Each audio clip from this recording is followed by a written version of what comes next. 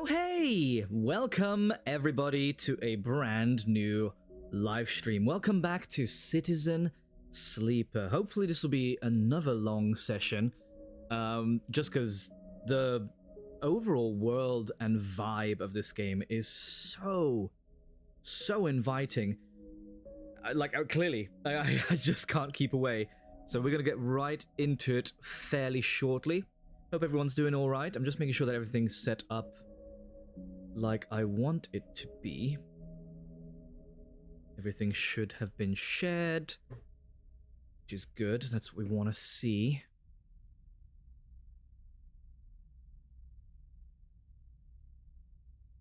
Right. And for those that are interested as well, please do feel free to check out some information within the description of these streams and the last couple of videos as well. There's some exciting stuff down there that I think, if you're anything like me, you'll be very intrigued to check out. But I suppose without much further ado, we should probably just get right back into Citizen Sleeper. So let's do that. Yes, I'm really looking forward to trying out Citizen Sleeper 2 as well once we are done with this game. I don't know how long or how far away that is, but we'll see.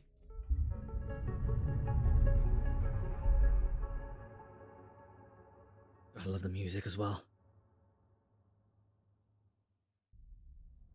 Okay, so we should have made it across to Greenway last time, which is good because I think that's generally where we're trying to go. I don't think we're following anything specific. Let me just check. Yeah, if I just cross with this. Just want to see if there's anything across here that's particularly of interest. So this is the Greenway itself. Service dock. Haifa Commune? Work the canteen. Newcomers to the commune can work within the canteen, preparing and serving food, rather. My mouse was blocking one of those letters. For those that make the compound their home. The grow beds are at the heart of the commune, feeding the members and fueling their lab work. You're invited to assist in maintaining them. Okay, so it's another area for us to, you know, get known by people. And what's this? The wastes. Out here at the edge of the habitable parts of the eye, everything is scrap. The trick is finding components that are still usable and staying safe. Right, well, let's get some. We've got a big enough dice that we should be okay. In an old docking bay, you find the locker corroded shut. You crack it open and the components inside are in perfect condition. Neat. Okay. It's something we can at least sell or maybe use at some point. I don't know. Okay, and then this, I believe this is the ship that, yeah, Esh and I forget their name, but the refugees were going to. Welcome to Episode Flux. Episode Flux is the first of 3 episodic updates to Citizen Sleeper, telling the story of the refugees flotilla which has arrived at the Eye. All 3 episodes, Flux, Refuge, and Purge, are now available. Completing the supply Growlers action will begin the episode, but be aware that it is intended for late gameplay. Okay, so we probably won't get involved in this one right away. I don't think we have anything for it anyway. And then, was there anything further up this way? There's a ship. Well, there's quite a few ships at the end here, actually, but that's as far as we can go with getting involved with stuff. Right, we're waiting for Feng here. Ooh, actually, let me see if there's anything that I could... Oh, whoa. These are very dark spots. Okay, the entire Greenway is locked down, shrouded in a dark cloud of shifting currents. What is happening here? That is the question. That's very bizarre. Yeah, look at that. It's just this area. Because everything else beyond is fine. Weird. Okay, anything to do here? Walk the Greenway. The simplest way to explore the Greenway is simply to pick a path and set off into its twisting chambers and passages. This carries obvious risks. Or you can map the pathways. Rather than simply thrash around the undergrowth, you might sketch a map of this overgrown jungle to try to better navigate its hazards. Okay. I'm not really feeling great about any of those because we only had the one good die. A dice. Sorry, die would be multiple. Right. Still got stuff down here. Oh, what's this? Sidereal hull, sidereal bridge. You've been promoted to the assembly team working on the hull itself, welding the fabricated blocks of the ship into a place. A vast job. Whoa, yeah, that requires so much work. Let's give it a go. We'll use one of the dice for this at least. Camaraderie, care, focus, progress. Shifts like this give you energy, especially when you look back at the sidereal horizon growing impossibly. Okay, and then this will be the bridge area. Your work as a junior tech has qualified you to work in a team handling the final tech fit up of the Sidereal Horizons bridge. Also a vast job, but thankfully they work with one another. As you can see, we've already got 2 slots in. Well, you guys can't see, but there are 2 slots in there already that we've completed just from doing this one over here. Okay, Havenage offices. Do I have any data? Just Havenage. Okay. Right. Well, let's get food first.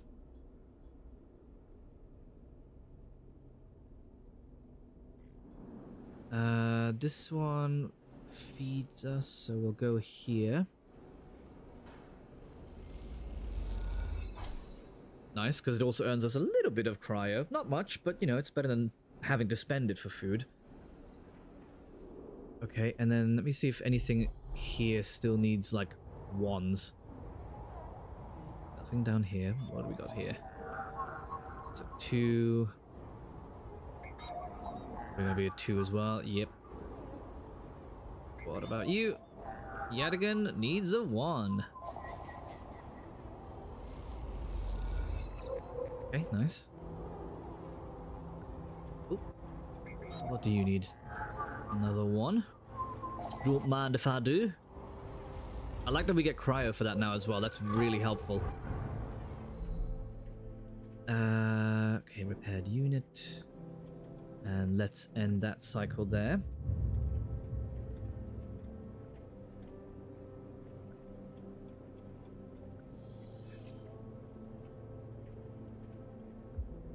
Okay, right, we got some more options. That's for sure.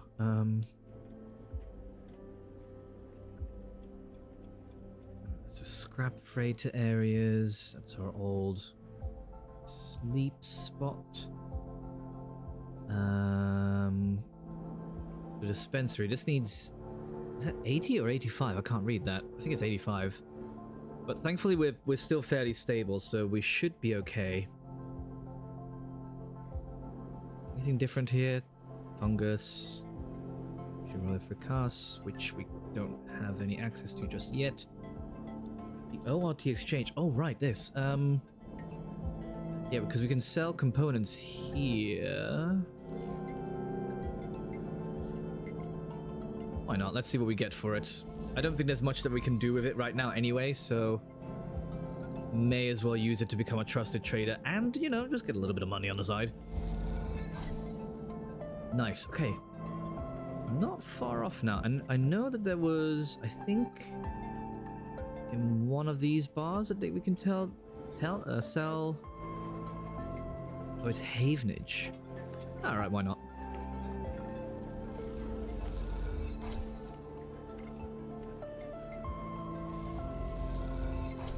I can't remember who wanted the Yatigan. I think that was one of these offices down here. Not this one. Maybe this one? Yeah, there we go. You guys want Yatigan data? You're gonna get Yatigan data.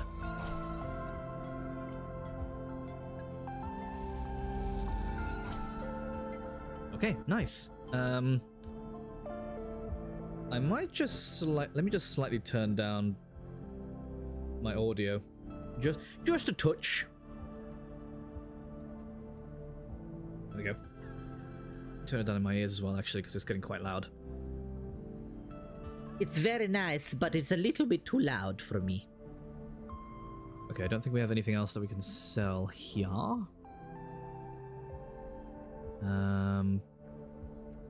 We might do some work at some point soon. What's going on here? Right, yeah, we still got Ethan to worry about. That's fun. Oh, Lemamina. Yeah, they're over here. Rabia's over here. Collect tithes. Yadigan operates on an in-kind basis, you are told, and tithes of goods or services must be collected in exchange for protection and administration. Or you can patrol the yard. Yadigan perform many roles, from protection to logistics and everything in between. You never know what you may have to face on a patrol.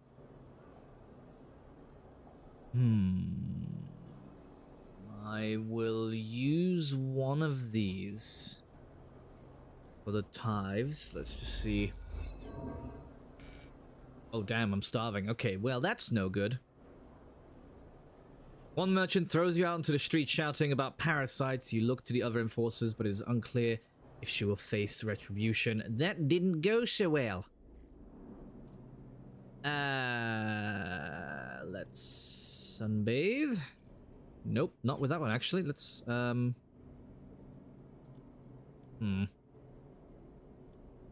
use this one. There we go, let's get our energy back up. Jeez, wasn't expecting to be thrown out. Okay, anything that we could do for the express? Oh, actually, let me go back across to Greenway. Although we never went up here. Do I want to go up here?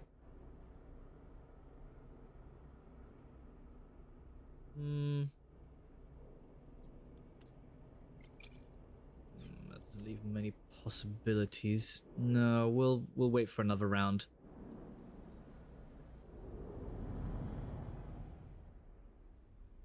Okay, so we're still waiting for Feng.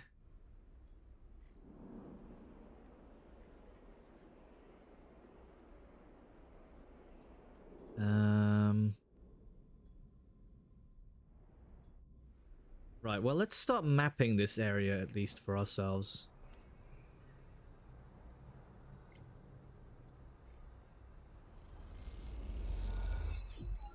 Okay, you find your way onto a well-kept pathway between encampments, where carefully planted groves provide fungus and vegetables. Okay. We got a little something out of that. Ooh, hello. Farm stacks. So we've got some places that we can work for. Oh, we can barter for food. The farming collective who control the stacks don't like to sell their food piecemeal, but for the right price, they'll let it go. That's good. Okay, some farm stacks from the old station have survived, and the farmers that work them are always looking for new workers. They pay by yield.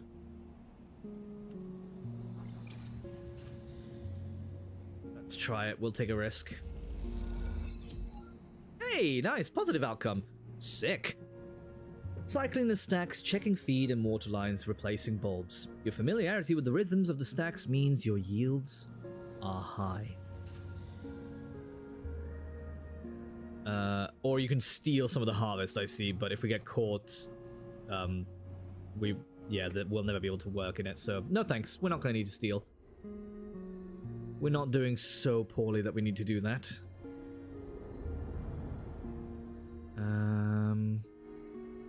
Right, we've got a 1. I don't know if there is anything that I can really use that 1 for. Is there like a safe option somewhere? Danger. I assume this is also danger. Yep, that's also danger. Danger, danger. That's just to sell things. I guess I'll just use it to get another bit of energy back. Oh. Actually, never mind. Let's just end the cycle there. We'll wait for another dice to form. Does that one remain, or do we get a whole new set? Oh, I thought it was just not going to give me anything for a second there. Okay. Ooh, 2. Actually, hold on. One of these was a 2, wasn't it? Aha, I knew it. I'll take your data, thank you very much. And somebody liked the Havenage data. Not you. Oh no, we wouldn't be here. I think it was up here? No. Oh yeah, Havenage, there we go.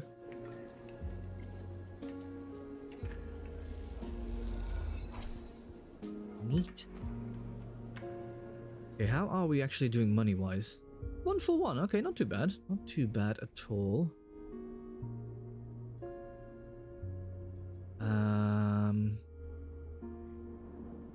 Lemamina, what have we got? Lem can, oh yeah, right, we can help Lem with the shifts. So let's do one of these to help him out. Nice. Oh wait, it gives us energy too? Hell yeah! We do another one? Let's risk it for the biscuit. Oh, it pays off sometimes to gamble. Don't quote me on that. I don't want to do. No, I'm not going to do one for Rabaya again.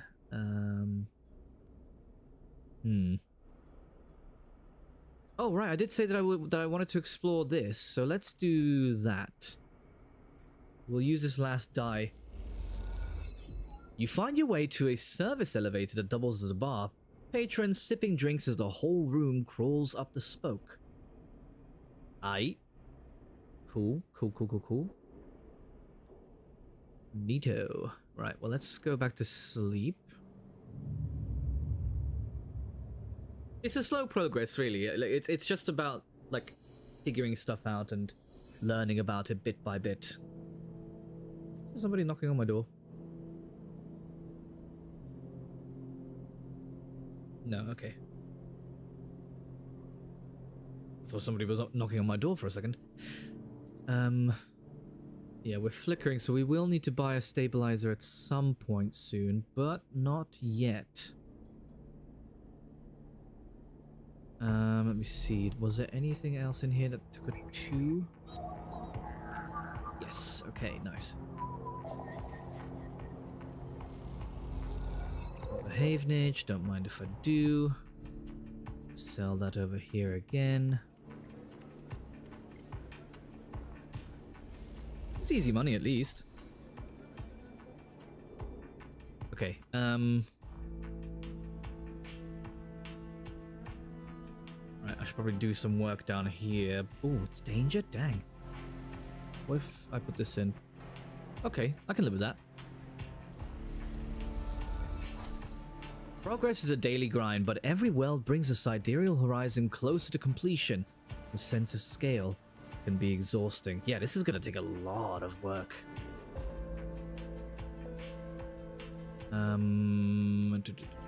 Let's go here. Let's see if I can help out with this. Let's cross our fingers. Oh, thank goodness. Okay. Nice. Let's put one more in. See if we can at least... Hey! There we go! Okay. We've got a perk, Thrill Seeker. Did we do enough to get them a ticket out? She's asleep, whispers Lem, creeping back out of the unit's tiny bedroom, sliding the door shut as he does. You are perched at a thin bar in the main room, the slate in front of you still glowing with Mina and your drawings from a cycle spent together. There's a ring, the only word Mina has known, with stick figures standing along its edge. The tall one is you. Drink? Asks Lem, producing a worn-looking bottle of Girole, or Girol, from under the bar, its contents glowing amber in the fluorescent light. Sure. Lem nods and glugs a few fingers into a couple of metal tumblers, then sits down with you at the bar. Cheers, he offers, and you clink the metal containers together. You know, we actually have something to celebrate this time around. Lem gives you a sideways look. I made the assembly team on the sidereal. He grins broadly. Clearly he has been desperate to tell you all cycle. That's amazing, Lem. Lem holds up his drink. Couldn't have done it without you keeping an eye on little meanie back there. Lem shifts a little in the stool and he looks uncomfortable. How's our girl doing, Sleeper? I haven't seen much of her these past cycles. She's doing great. Of course she is. He playfully squeezes your shoulder. She talks about you a lot, you know. Draws you. I'm glad she has a friend that isn't me. His eyes drift to the bedroom door. You okay? He nods. I can't take all the credit for Mina. She isn't actually mine. He gazes into the middle distance. I pulled her off a refuge shuttle out by one of the Ember's moons. The colony was falling apart for decades after Solheim collapsed, surviving on next to nothing. Eventually, some of the residents tried to make for the eye on these decrepit old shuttles. He sloshes the drink around in his tumbler. They had no idea what they were doing. When Mina was on decompressed halfway here, everyone spaced. The only reason she made it was someone sealed her in a weapon locker. She was ice cold when I reached her. Purple lips. He shivers. Once I picked her up, I wouldn't let go. The medics treated her with me still clinging to her. He takes a drink. Still not sure why. He reaches over and refills his cup. We weren't exactly anybody's heroes, you understand? I mean, we were private military, hired in by Conway to protect their claims in the collapse. But once I got Mina, that was it. I quit. Got us dumped here. You saved her? I'm gonna sound like an idiot now, but... He sighs. She saved me. That's the truth of it. He looks around the decaying unit, its stained plastic plating and flickering lights. Me. I brought her to this. She was tiny. Too small to know what she lost, but... I can't stop thinking about it. He rubs his eyes, dark with tiredness. What if our number doesn't come up in the draw, Sleeper? What then? The Sidereal will sail off without a thought, leaving us here. What kind of life is that for her? You'll make it. Sorry, I know you don't have it any better. He looks at his cup and pushes it away down at the bar. This is a celebration, right? Both of us on a team now, both of us in with a chance. Exactly. Imagine, all three of us riding the Sidereal Horizon out of here. To a new world. He looks into his glass for a moment. I think I drank this too fast. He laughs. Lem stands and starts to clear the glasses into the auto wash. I need some sleep, friend. Alright then. He catches your shoulder as you turn to leave. Thank you, Sleeper. I mean it. From both of us. He pats your shoulder and you slip out into the dark of the alleyway with thoughts of little Mina in your mind. Oh, they're so close to freedom. Oh, we got an achievement. Good robot. Helped a friend and had fun with Bun Bun. And we just got an upgrade. I could get predictive reasoning.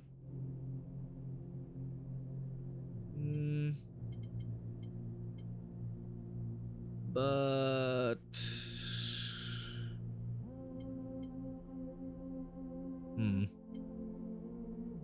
I can't upgrade to anything else, so you know what? No, I'm going to save that upgrade point till we get another one.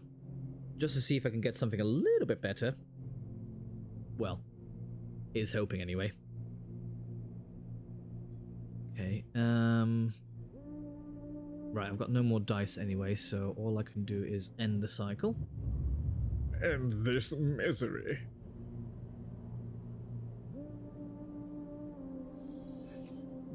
Okay. Right, let me quickly cross over to Greenway, because I want to see how far Feng is. I thought he'd be... Ah, there we go. When you enter the service dock, Feng is already set up, crouched among stacks of equipment. He's leaning over a terminal bathed in a blue glow. He looks totally at home. Sleeper, what do you think? Turns out not everyone in Havenage is set against me. A couple of my old systems pals managed to ship me some of my old gear. He gestures at the pile of blinking hardware. Nice kit. Feng does a mock bow. So, any updates? Feng beckons you over.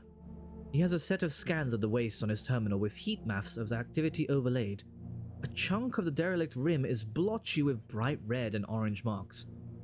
Does this look like a wasteland to you? Feng shakes his head. There's hundreds of Conway machines out there, all lined up in concealed hangars, and a whole underground facility to support them. Hardin has got a crew out there putting them together. They must have shipped them in piece by piece to the shipyard ready for assembly out here. Why? They're planning something. No one needs hundreds of heavy-duty reclamation drones to run this kind of operation. Maybe Hardin masked this whole thing as an effort to clean up the wastes, but there's no way this is about pulling scrap off the eye. Feng looks worried. And why is Conway in the mix? I bet no one in Havenage knows another corporation is setting up on the station. They aren't stupid either. These scans are the best info I can get. The wastes are cut off from the eye's cloud of networks, and the Greenway is a total dark zone. No data can come in or out. We can't hack them? We can't from here. He turns and winks. That's why I'm gonna pay them a visit. How? You forget, Havenage came in and out of their all... What? Havenage come in and out of their all cycle. Oh, they come in and out of their all cycle. Right, got it. English tripping me up. I should be able to get in, as long as no one I know sees me. He grimaces playfully. But I need you on the outside to help disable security systems and cut me a pathway through. There's no cloud access, but if I can get inside, I can open up nodes in their network, and we can work in tandem. It's a massive facility, buried deep down there. Miles of corridor and ventways wrapped around cargo bays and hangars, so it'll take more than a few cycles to work through. But as long as you can keep them off my back, I know I can rip what we need out of there. He pulls a handful of ripperworms from his pockets and hands them to you. These are the last of my little helpers I managed to salvage, so make them count. I modified them slightly. This time they'll feed their data threads back into the system that they're tunneling into, creating a nasty little feedback loop. We run it just like we did with the agents. Hack the nodes I pinged to locate the ports for the security system, and slot the worms in those systems and let them go to town. He points to a fuzzy silhouette of the buried facility on the terminal. Here's the entryway. This is where you can get access and slot the first worm. That'll fry the perimeter systems and get me past the first cordon. What I need from you is to keep your eyes on the facility after you kick things off. You see me pop up a security system, a server bank, you need to break in and slot a ripper to disable it as soon as you can. And if I can't? Feng gives you a hard look. You miss a system, you wait too long, they're gonna find me. Simple as that. He claps you on the shoulder. I need you focused on this one, so I'm gonna let you fire the starting gun. I won't go until you slot that first worm. I'll leave a tracker running on the terminal here, so come back here if you want to see my progress. He affectionately pats the top of the screen. Got it. Don't worry. You can run things around their protocols, I've seen it. Feng gets up. It's all in place. You just need to make your own preparations and slot that worm. He stretches. Just don't wait too long. I'm getting bored of all this sneaking around. Right. Once I'm inside, I'll get the proof we need to end this whole thing. No matter what. He crouches to check the terminal. We can't take longer than 6 cycles on this thing. Remember that. He stands up. Oh, and one last thing. He lowers his voice. If I get caught, or you can't reach me or we run out of time, there's one thing I need you to do. What? You take whatever I have managed to pull out that point, all that data, and you slot that stuff straight into the relay I've set up here. He points to a pile of servers and terminals hooked into the dock with cables as thick as your arm. I've repurposed the dock's SOS broadcast system to beam out whatever you put in. Anyone with a terminal, slate, or a server on the eye will see it. That means Havenage, Yadigan, the hub, everyone. No matter what, Hardin isn't snaking away this time. He grins. I've got a bit more to do here, but the moment you slot that first worm, I'll make my move. He gives you a parting smile and turns back to the terminal. The nerves hit as you make your way out of the service dock. Time to prepare yourself. Ooh, things are kicking off.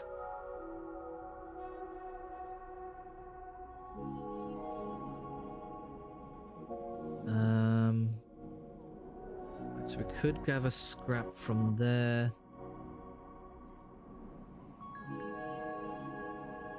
It's a farm stacks. Let me do one of these. Nice. A little bit of extra money. I might go and get a stabilizer now. Oh, hello. Midline Freight Hub. You can steal shipments or... What's this? Freight operator. Midline runs automated freight down from the free spoke. They need skilled operators and you don't have to lift a single crate. Aight. What does this get us? Money. Neat. Alright. You flick through schedules, revising timetable to squeeze in extra shipments. The automated payout reflects your efforts. Sick. Alright. I'll take it. Right. Ethan is probably still going to be kicking off something there. Let me do some work over here, actually. You spend the shift in a flow state, linking systems to systems like thread on a loom. Your mind is a diagram of cause and effect. Okay, did I have any? No, okay, I don't have any extra data or anything to sell, and that's fine.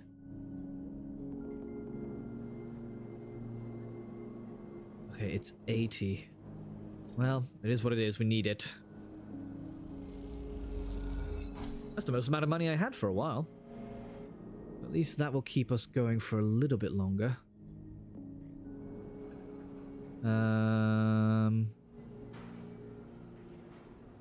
No, we only have the one die. Yeah, and even with that, it's mostly going to be negative. Okay. I think best thing to do then is end this cycle.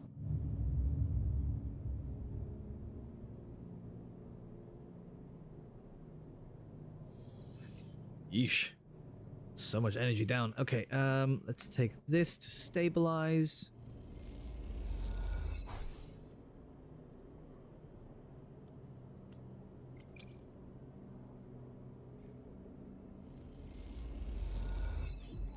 Oh, thank goodness it paid off. Okay, nice. Cool. I was definitely taking a chance there, that's for sure. Okay, Ethan's thing is going to fill up fairly soon, though, so that's going to cause us some trouble. Right, well, let's make our way across. Because I'd rather start now while we still have these good dice. Is this the gate we need to get into? No? Where did it say we need to start from? Oh, Conway access, is that it? There we go. Alright. Here we go. The worm tunnels in and starts looping data through the node. The Conway facility opens up to you. Godspeed, Feng. As you slot the worm, a thread jumps up out of the facility. It unspools in front of you, releasing its data like ink in water. Sleeper, Feng's voice crackles through. Moving in. Nodes, then ports. A whir of interference. Slot the worms. Timer starts now. Stay safe. The thread dissipates. You are on your own now. Okay, so we need to see if we have anything that matches up with anything else in here. Oh, is that the first one? Dang, I already can't interface with that. That sucks.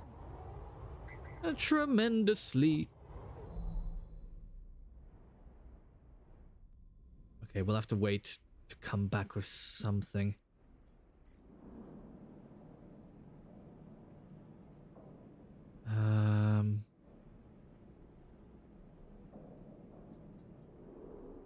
Alright, well, what else can I do with the dice that I have? We could keep exploring the green way, but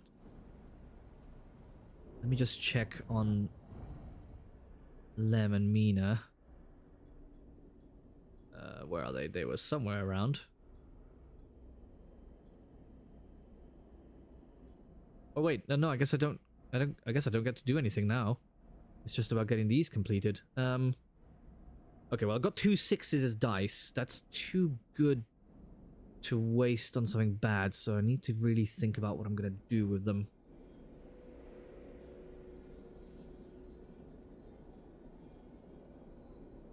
Let's use one of them here. Just to become a trusted trader, because that should open up something for us as well. Oh, here we go. ORT Fabricator. Fabricate ship mines. Ship mines cannot be built from scratch, but if you have enough, salvage fragments can be reassembled with a fabricator. I only have one. I don't know if there's... Was there a place to get more? I think these guys would bring them in every now and then.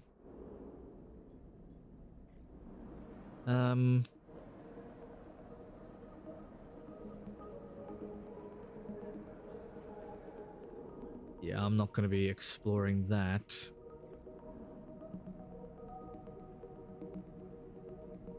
Yeah, and this... Okay, so nothing there. Okay, let's have a look up here then. Oh, the compressor... Maybe Rabia's office? Maybe we can do something here? Let's patrol. Nice, okay. Got us a little bit of extra. I didn't get as many marks for us as I thought it would, but that's fine.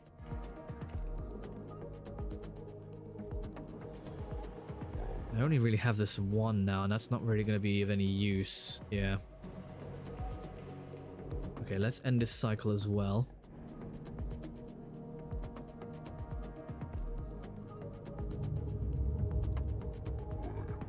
Hopefully we get something a bit better to work with so we can help Feng out. I think it was a 3. Ah, nice. Okay, there's a 3. 3, 2, and 1. Oh. Oh, crap. You miss me? Ethan smiles a ragged smile at you. I'm just gonna walk away. Ethan follows along, and you notice he's limping. Come on, sleeper. Just a little joke. I know you have a sense of humor. You look at him. He's paler than usual, hunched. He's sporting a black eye, and more than a few cycles of beard growth. That's no way to greet an old friend. Friend? Well... He pauses. Colleague? He smiles weakly. This is big. Really big stuff. About you. He seems more jittery than usual, on edge. You remember now how an SNR cancelled the contract on you? Contract I was going to collect? I remember. Well, I'm guessing you were pretty happy about that. Overjoyed. Me? I lost everything. But let's not worry about that. He smiles sarcastically. And so, what do you think that was? That was it? I was going to say quiet. Well, it was. Except... Ethan leaves a dramatic pause. What if old SNR gave the bounty to someone else? Someone who's even more of a crapper than yours truly. He smiles darkly. What a disaster that would be. Who? Ethan grins. That's the question, isn't it? Ethan fishes around in his pocket for a slip of paper. I've been speaking to some friends, you see. Some colleagues about what went down. And it turns out SNR cancelled all their bounty contracts. The whole lot. It seems they brought someone in-house. Some guy did so well on their last contract that they got offered a job. He leans in.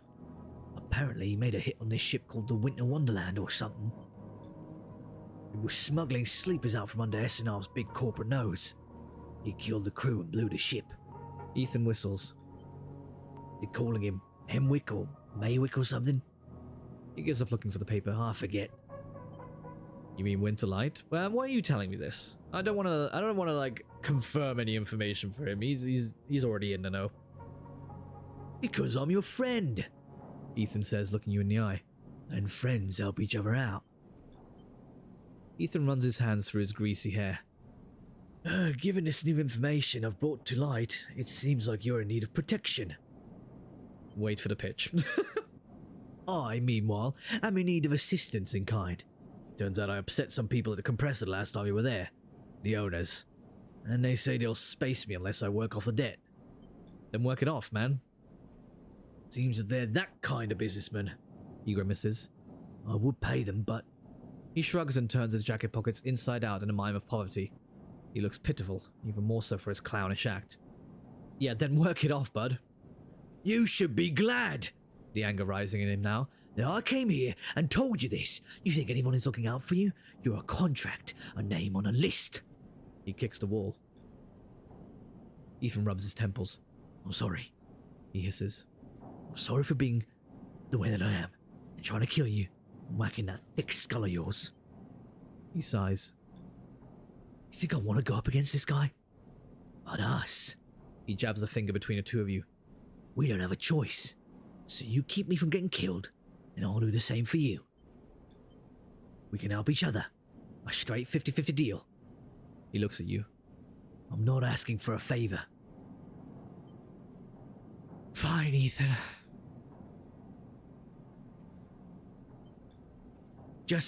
He pauses. Just think about Maywick. Think about that cold-eyed SNOB on his way here from the core systems. He smiles. That should give you some motivation you need. Ethan swaggers off down the corridor, throwing his jacket over his shoulder. Can't wait to be working with you. He shouts. Well, goody. Goody, goody, goody. Goody, goody gumdrops. So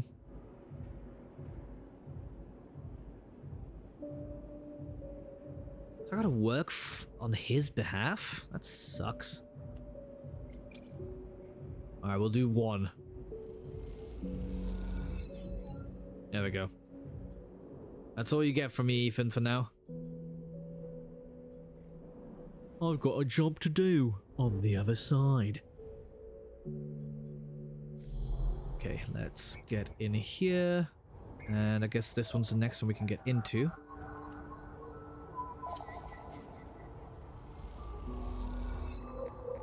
There we go. Any others? Actually, hold on. Before I slot that in, is that the only one? It looks like it's working its way through there, because, yeah, there's nothing that we have to access this. Greenway Cipher. I wonder if we'd get that if we worked on the farm. It's a possibility. The Ripperworm creates its feedback loop, overloading the system. Okay, that opened up 2 areas. Oof, that needs a... oh wait, actually I can do that. What? I've got a +1. Why would this not work?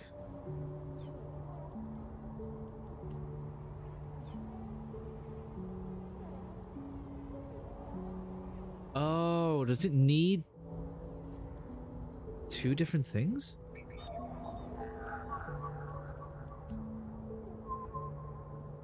Oh. Seems fine.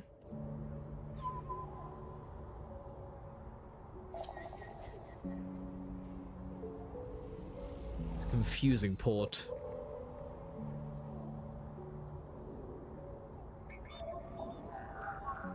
Right, and so this would even need a oh, so it needs to match exactly with either a 5 or a 3. Which I do not have.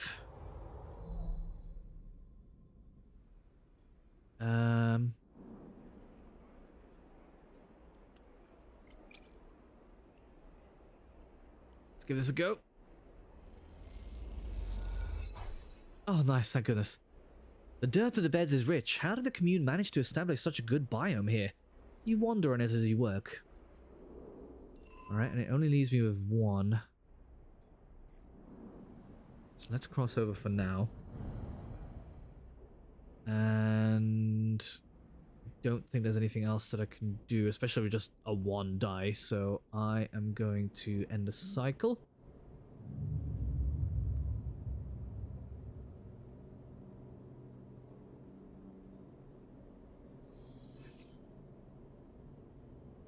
Dang, that's still not the right kind of dice.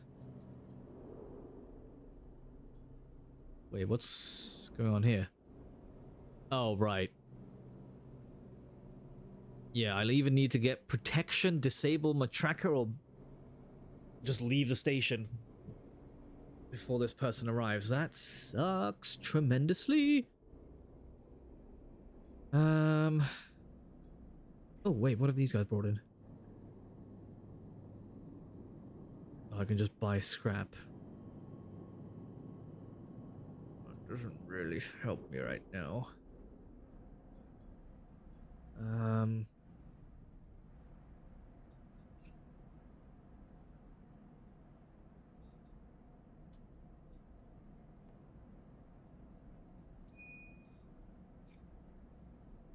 mean, it says get his protection, but there's no way he's gonna be able to protect us, surely.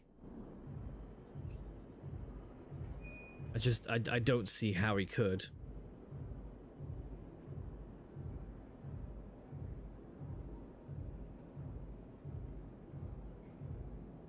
Yeah, we're just gonna have to work off his debt.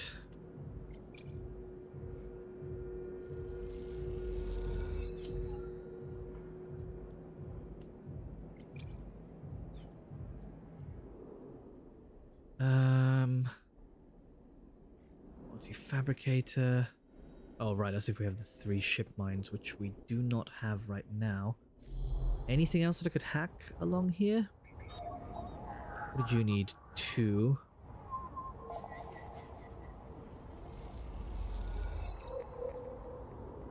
And what about you? Also 2. There's a couple more up this way. Okay, you need a 1. I mean, this is better than nothing. At least I'm able to get money from this. For now.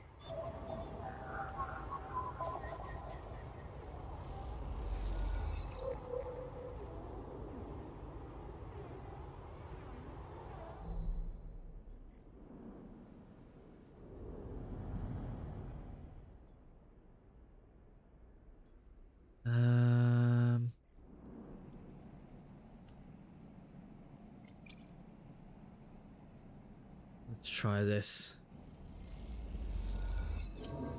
Whew. Good. Okay.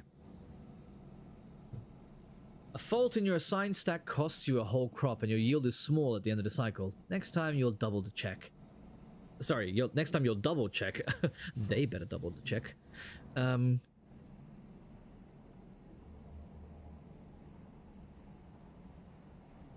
Okay. Let's try and... Right, yeah.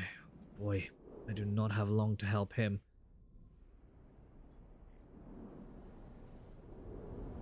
I'm gonna get some food. So that I have a bit more energy to work with. There we go, and let's end the cycle. Where's my house? There it is. This is cutting it very close. Don't know how well we'll do.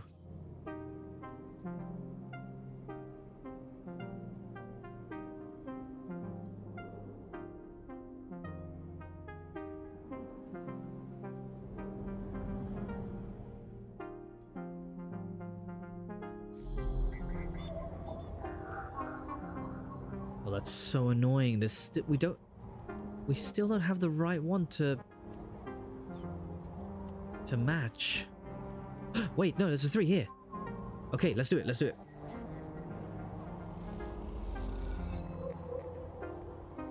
Okay. That opens this. So let's go deeper. Second layer controls the conway. The Ripperworm fries the drone's network link. Now they can't report anything. Oh crap, now it's got 3 different things. Hold on, let me just see what that needs. So that could be a 6 or a 4. 6 or a 5. 5 or a 3. Okay, well let's put the 4 in here. We'll put the 6 in the other one. Yeah, I know there's not much time left. Not much time indeed.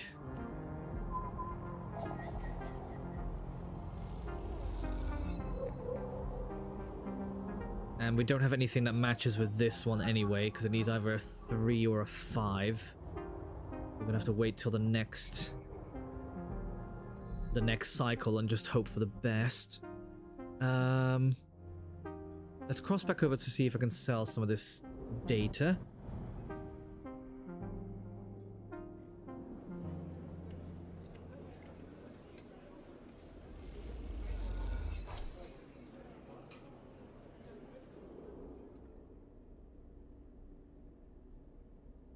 Okay, and then it was down here that wanted the... Yeah, there we go.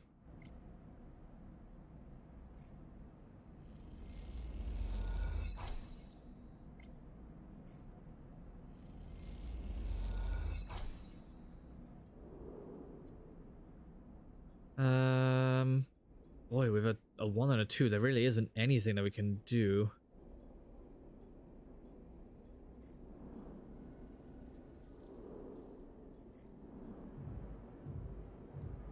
Yeah, especially considering that those ones are dangerous works.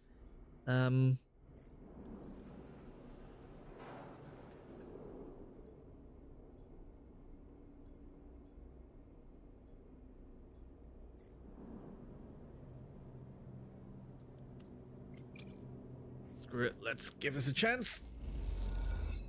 Oh, thank goodness, okay, at least we got 1 out of that. Right, end the cycle.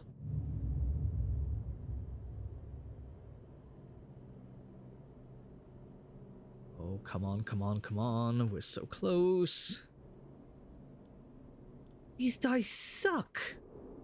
What am I supposed to do with those?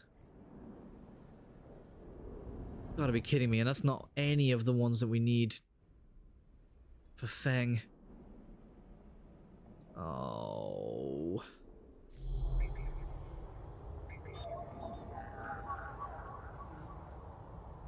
Five or a 3. This is really gonna wait till like the last cycle. Jeez. Oh, you've got to be kidding me.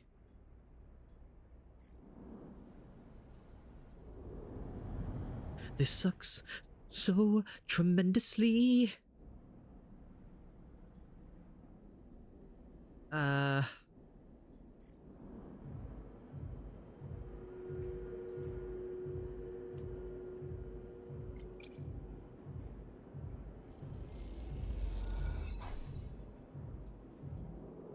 Boy, that barely left anything for our energy.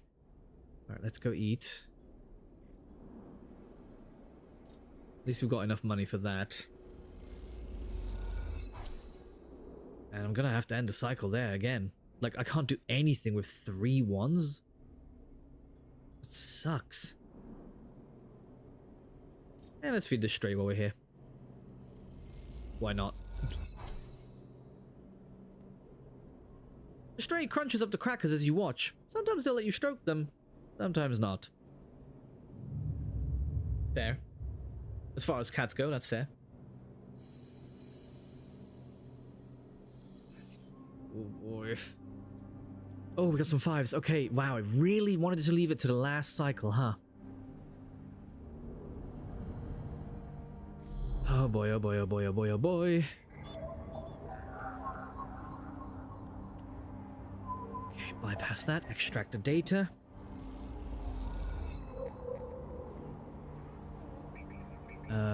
Concept port 1, put the Ripperworm in. The final layer controls surveillance. With this down, Feng should be able to control the facility's cameras.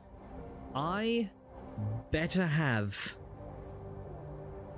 the right kind of dice to complete this. The Ripper Worm chews through camera control. The moment it does, a thread shoots from the facility. A thread from the facility cuts through the crowd like a hairline crack of light. That's it. The final layer of security broken.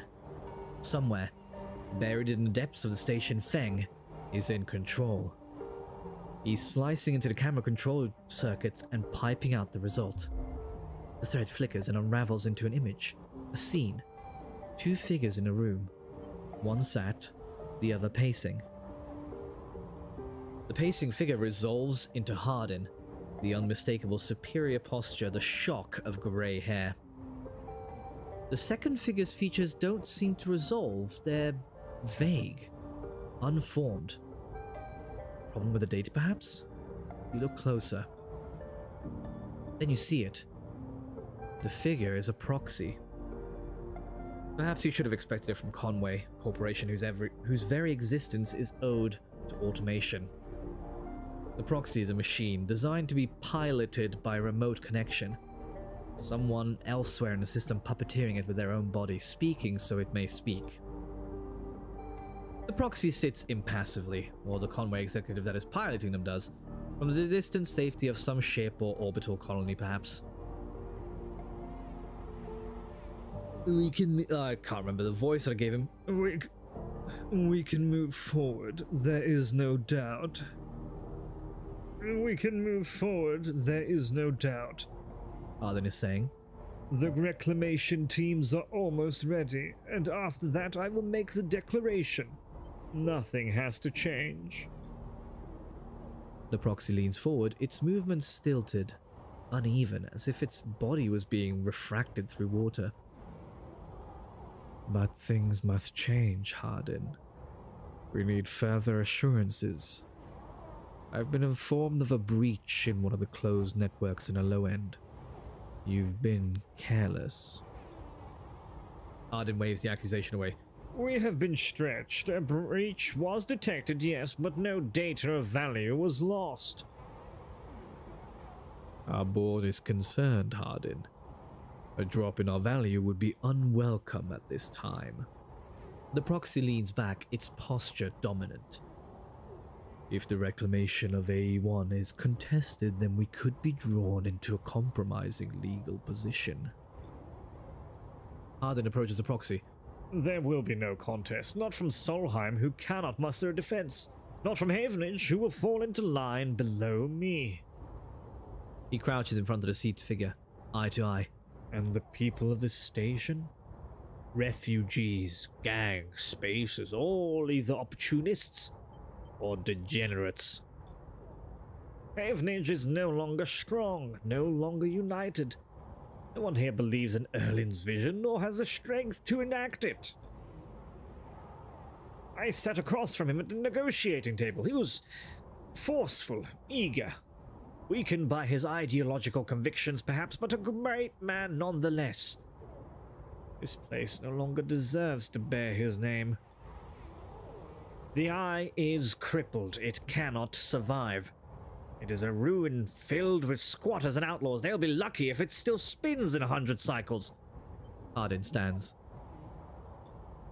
You will move forward with the reclamation, because otherwise you will lose your advantage in the system. Without your advantage, you will lose claims on the remaining palladium. Without the palladium, your factories will go dark. He pauses. Do I need to continue? One moment. Comes a response from Proxy, and its head drops to its chest. Arden steps back and paces once more, awaiting the discussion taking place elsewhere in the system. You watch Hardin as he paces, as he considers his future. What goes on within a mind like that? In the mind of a man who would burn all those around him for a path to some imagined golden end. The Proxy lifts its head. We are happy to proceed. We will legally claim the station formerly known as Solheim A1 as salvage within 6 cycles. Havenage is to assist with the transport of illegal residents to Conway housing and labor facilities. The Proxy judders to his feet.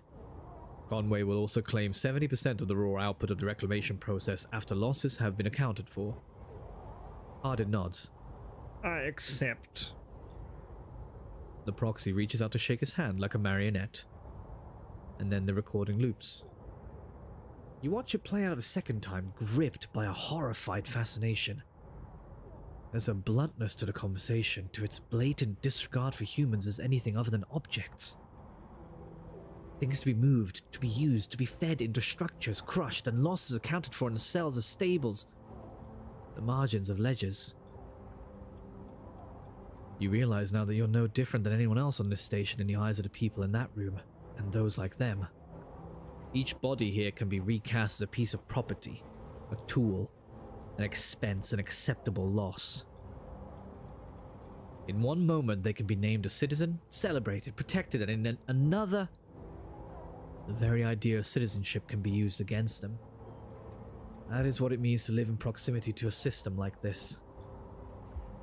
No longer. Not while the eye spins. You gather the recording, pack it into a polygon of purest light. Then you drift down into a service dock like a falling leaf and find a relay. It only takes a second to place that polygon of data, that recording, into the relay system Feng prepared. And then you watch as it bursts out, a web of threads heading out into the black, to every networked device on the eye. Let them see what power makes of a man.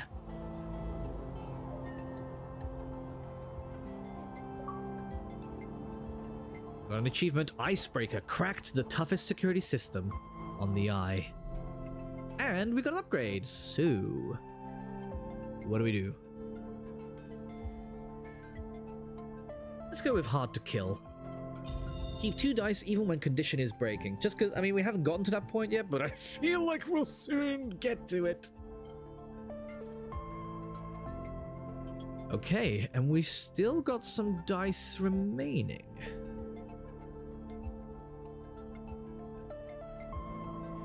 So let's see what I can do with these.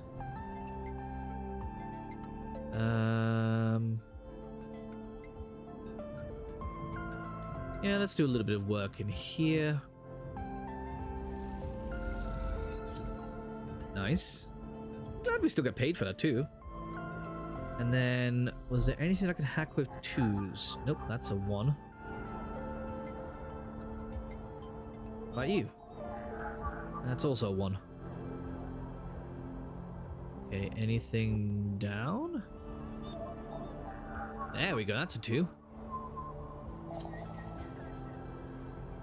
Yoink, taking your data. Oh, thank you.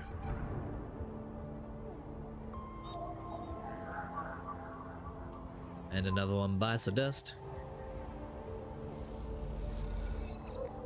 Neat. Okay. And we can sell that data over here.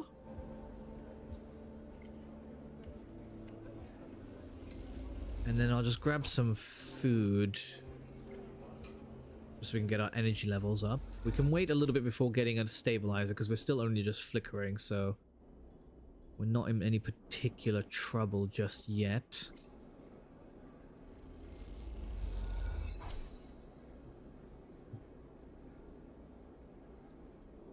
Okay, and let's sleep. And let's see what happens in the morning.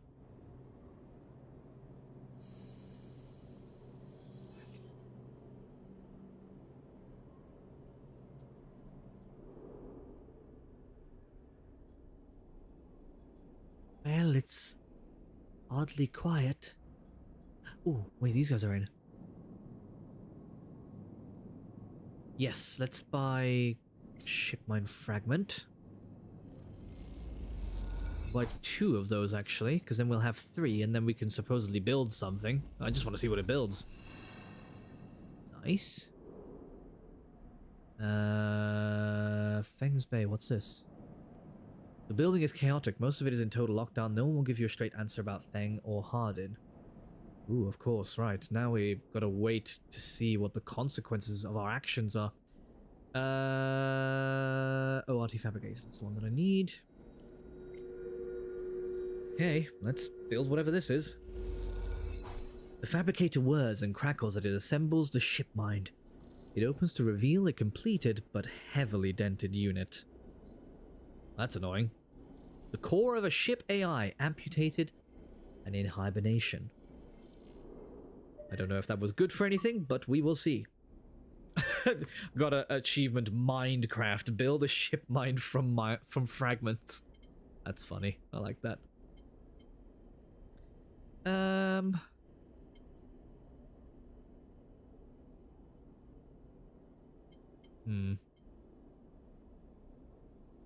Yeah, let's get predictive reasoning, why not? Because then we can work our way to instant karma as well. Oh, the lights are flickering over. Oh, because that's the club, right.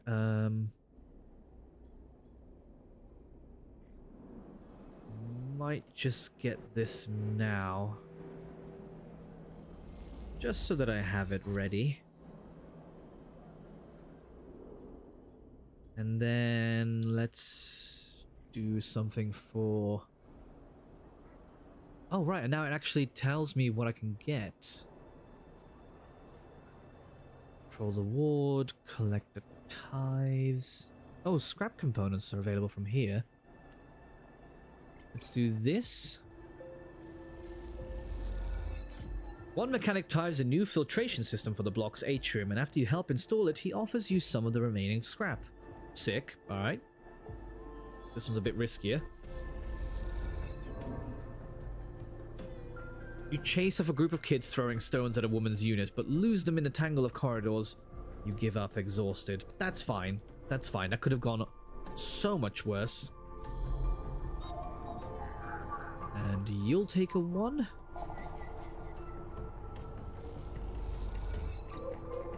Thank you for the data.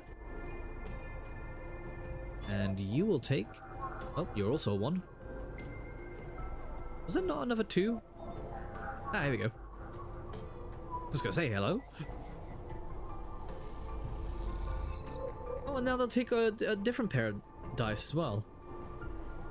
What about this one? What will you take? Ah, nice. I like that it affords me more options like that. That keeps it a little bit more open for sure. Right, you'll take Yatigan. There you go. The acquisitions officer eyes you suspiciously as you download data to her terminal. This is more than she was expecting. Well, well, well. I aim to please. Okay,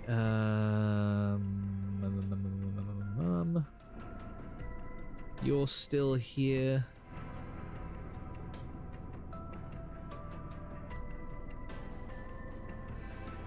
One chance to haggle. Oh, right.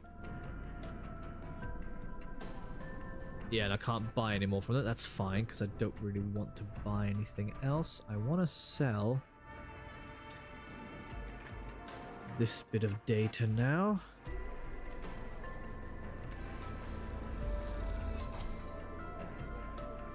Go. And then let's come over here. Use this to stabilize. Nice. And before I end the cycle, let me just see if there's anything else going on over on this side. It's always worth checking just in case, you never know.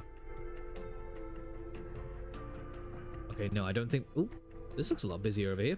I don't think there's anything else. Yeah, no, okay. Let's cross back on over and end the cycle. Hopefully we get an update from Feng fairly soon. Kind of worried about him. I'm also worried about us. There's so many people that want to kill us. Yikes. 1 energy left. Okay, let's have a look. There's Feng. Feng grins at you as the bay door slides open.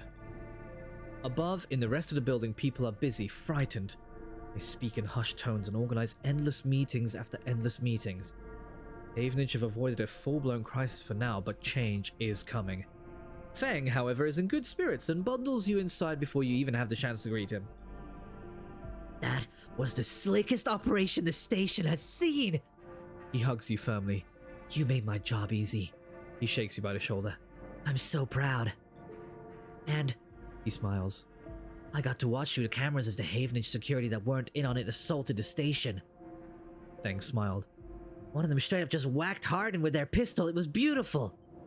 What are they going to do with him? I'm not sure anyone knows, but he is cooperating in dismantling his operation and scaring off Conway. Maybe they'll exile him when they're done or hand him over to some core authority. Feng shrugs. Now I know he won't be an issue. I'm gonna be focusing on systems for a bit. He shakes his head. Seeing as that's my actual job. He points to the ceiling. The people upstairs weren't so happy though. They've been fielding questions about the state of the iron right and left and since the recordings got out. People are scared. I'm not surprised. Yeah, this whole thing hasn't won me many fans in the administration.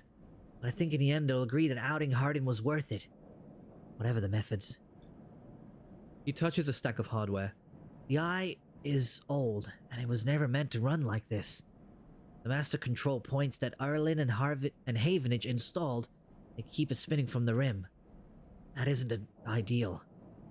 But if you're asking me if the eye will stop spinning next cycle, no. He smiles. And me and a ton of other skilled people will be working to stop it happening in a cycle after that. Hardin's problem was that he didn't believe in people. He believed in systems and their ability to shape the world around them. Feng squeezes your shoulder. But as far as I'm concerned, people should be the ones running the systems, not the other way around. Anyway, Feng raps on the side of his terminal. I know you didn't come down here for a lecture. My tracker? I haven't forgotten. He produces a thumbnail drive. I managed to finish that code solution I showed you. It's a modified Ripper worm, one made to deactivate that tracker of yours. But in the time since I got it back, I added something extra. See, that tracker of yours doesn't just show SNRP where you are, it transmits data about the state of your body, your current condition. My worm won't just deactivate it. It'll edit that data to tell SNRP your body is irreparably damaged. DNR, do not retrieve. He grins widely. Pretty smart, right? That's perfect. Just slot it already. You take the drive and hold it in your hand. Then you close your eyes and open up your access ports, taking down your defenses. The worm immediately enters your closed network. It whips through it, taking things with it as it goes. The moment they're gone, you forget they were ever there. They just blink out of existence. A second later, it's done. You open your eyes. How do you feel? Asks Feng, a little nervously. Tired. Aren't we all? He pats you on the shoulder. Take it easy. Things might be a little woozy for a minute. He looks at his terminal screen. The logs tell me it worked, so feeling it or not, you are free. Feng lets the word free hang in the air a little before he continues. Seems like it might be finally time for a celebration. Feng wraps his arm around you. Jenna still owes us those drinks. He laughs and you join him. And later when you leave, you feel deeply thankful for having such a friend. As you walk away from the building, you look up at the wide curve of the eye, up at the hub and the outer rim beyond it. The whole thing twinkles with lights, and it seems impossible to see as anything other than a breathtakingly beautiful. It feels, in that moment, like something eternal. That doesn't mean it can or even should last forever, or that it will never change, fade, or decay. It simply means that in this moment, this place is a future, and it's one that you know, deeply and truly, is worth protecting. So we got our tracker off! Hell yeah! But they're still coming for us, which sucks. Kinda thought that would deactivate that. But maybe this will make it harder for them to actually find us now. Which would be great news.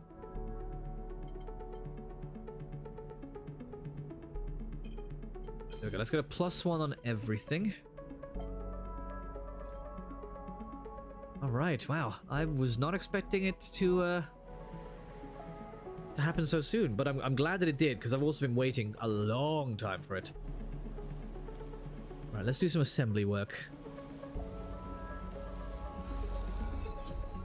Nice. Let's do one over on this side.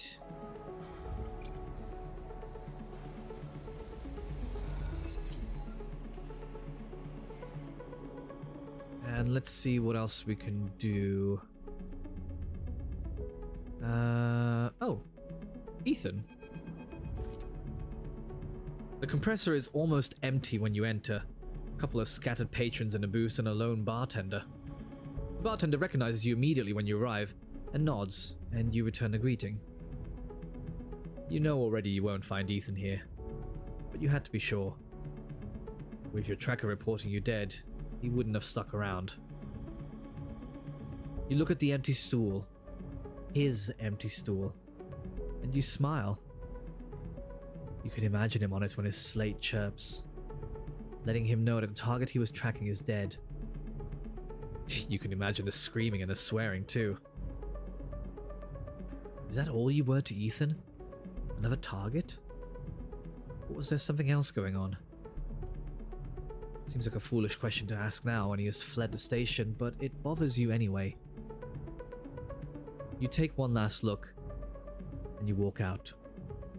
You doubt you'll ever come back to this place or the memories it holds. You walk back out into the lights of the bright market and allow yourself a smile. So this is what Feng meant when you said you were free. You could get used to this. Yay! So we don't have to worry about Ethan anymore. Woo! We just got that other guy who's still coming out to kill us. Yay! Ah, well, let's see what we can do. Could I do some work along here, maybe? Says it's safe work, or do I maybe do some exploration? Take the risk.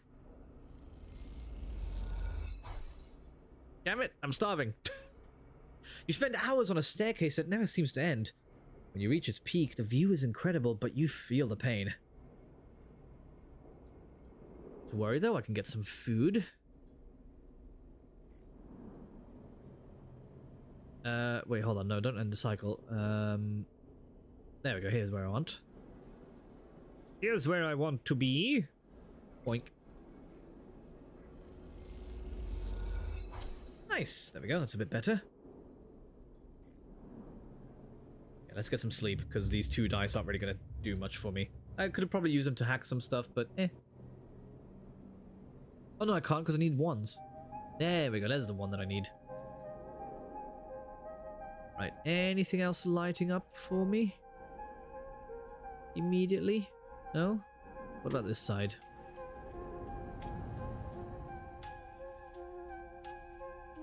Okay, nothing yet, that's fine. Let's go back across. What was I gonna do? Oh yeah, hack.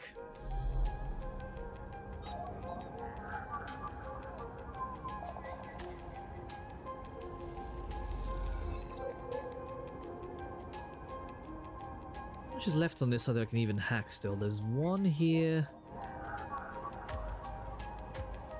It's a good match for a 2 or 3, so let's get this. Basically free money anyway. There's 1, 2. Is it just a 2 now?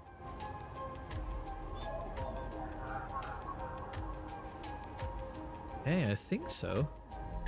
That's pretty good. Right, which one do I have? I can sell this.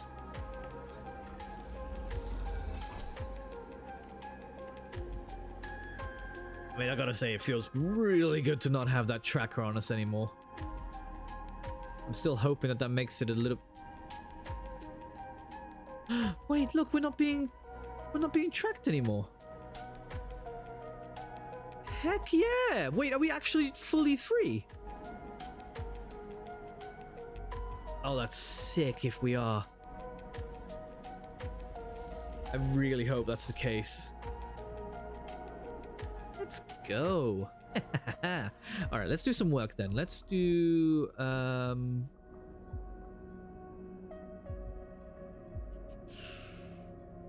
Maybe some for the Yataghan.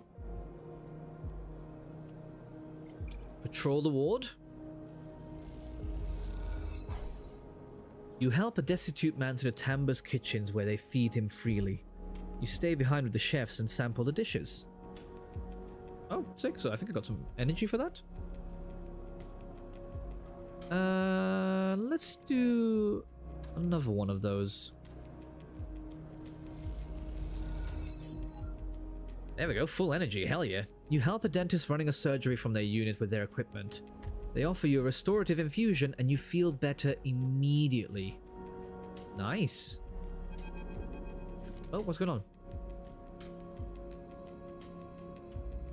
As you say your goodbyes to the other enforcers and walk back through the low end, a chirruping catches your attention. In a quiet corridor away from the main thoroughfares, someone has stuck a small recorder to the wall with suit sealant tape. Written across the fluorescent tape is one word: Sleeper. You peel it away from the wall, and as you do, it triggers some kind of improvised trip switch. Sleeper, Sabine's voice crackles through. I've seen you with Yataghan members. Are they holding you captive now too? A high whine. I'm sorry if I dragged you into this. Do not trust them. Something is happening within the gang, some kind of power struggle. You cover the speaker a little, their voice too loud in a quiet corridor. I will come soon, and thanks to your efforts I have located most of their properties. At the right time. A pause. I will see you soon. Don't give up. Remember our deal. The recording cuts out. You stare at the recorder, processing what you have just heard. Hearing Sabine's voice again opens up something inside of you. An SNARP employee. Do they know that I know? You struggle with a mix of concern and disgust. You throw the recorder into a nearby waste chute as you leave the corridor, still unsure who to trust, and head quietly out of the low end. Yeah, we're definitely very unsure.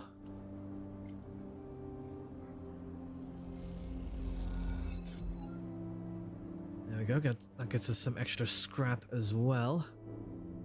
And then let's end this cycle. We haven't heard from Sabine in a long time as well, so it's interesting that now she shows up. Okay, let's leave. Anything changed? Mayhaps? What about this side, actually? Let's have a look. It'd be nice to just be able to cross without having to press that every time, but oh well. So I guess these are all just like the different communities with the farm stacks and everything.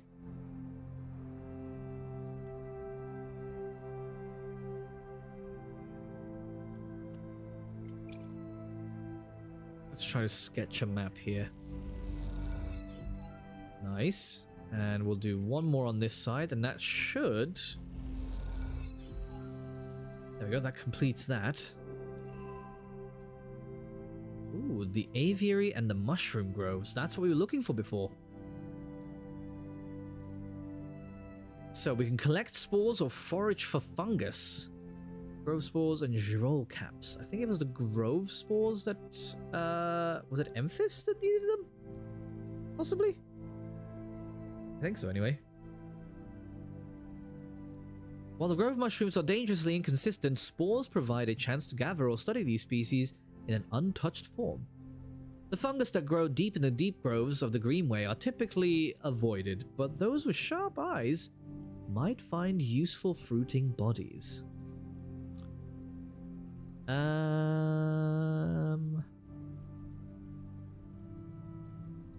Let's try you. You find a chamber thick with pale particles. You gather as many as you can, unsure what species or types might be in the mix. Grove spores. Okay. Is that the one that Emphis needed? I can't remember. And then what's the aviary? Once a corporate garden for impressing guests with gene-tweaked birds, now this chamber is a mess of overgrowth. But you can change that. Turn it into a sunlit refuge. Cut away the choking vines, stop the rods, and this place could be turned back into a garden of sorts. Ooh. That might be good for us. Let me just risk it. Neat. Layers and layers of rotten mulch come away from the corroded metal, and among it, pale and delicate, you find a bird's skull. Oh, poor birdies. Okay, let's cross back over and hack something. Which will get us to be seen by this hunter guy, but here we go. We gonna do it anyway. Oh. He didn't show up. Why didn't he show up? Buy some scrap. To be fair, it's only 20, so we may as well buy as many as it will allow us.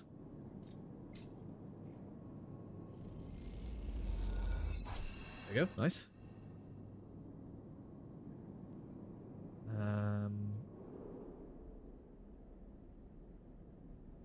Useful salvage to the right person. Doesn't really tell me much of what we can do with it. Emphasis stall. What did you actually need? Oh, Girol. Wait, so who needed the spores? Grow mushrooms. Oh, so that's so that I can grow my own.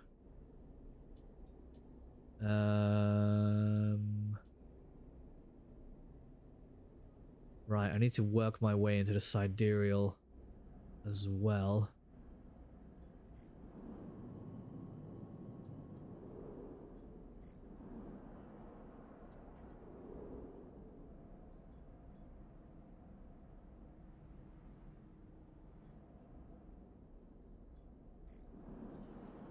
Anybody want the scraps?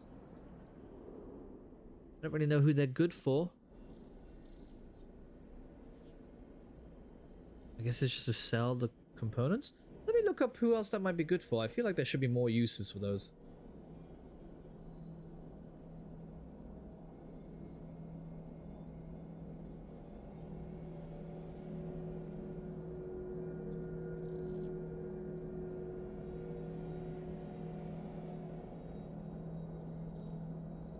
Oh right, right, once I get my self-repair option, it can be used for that.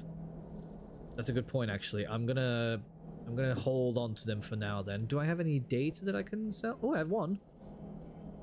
It's the Yatigans, so me believes that's for these ones. It is indeed.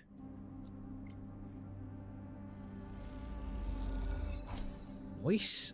And let's go back and end this cycle. This cycle of misery.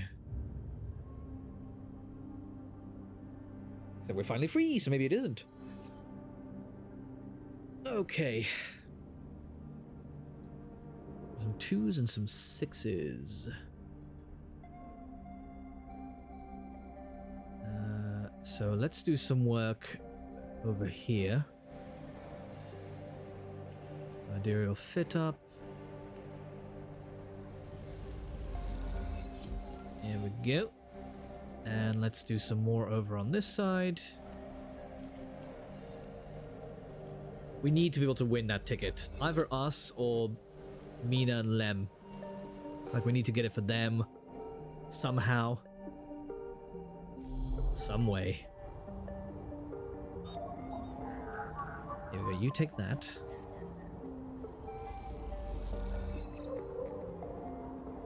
And there's another one of you here. And I think that leaves only one? Maybe... Is it just this one? Oh, there's 2. Okay. 2 more. Gotcha, gotcha. What do you need? You'll need a 1 or a 3. And 1 or a 3. Okay. Alright, that's not unattainable. depending on how this all goes.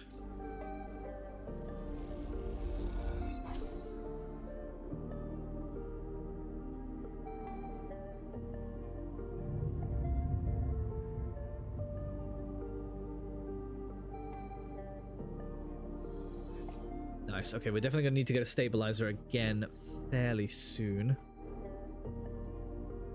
Haven Age. You guys want that?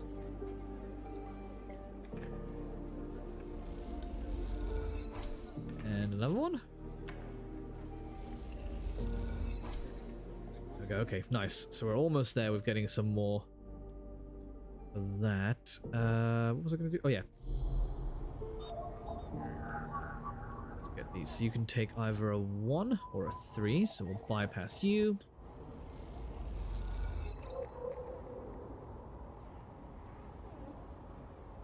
Oh, did it just keep spawning more? Oh, I guess it does. Cool, good to know. I did not realize that. Well, fair enough. We can just keep getting more and more data from them anyway.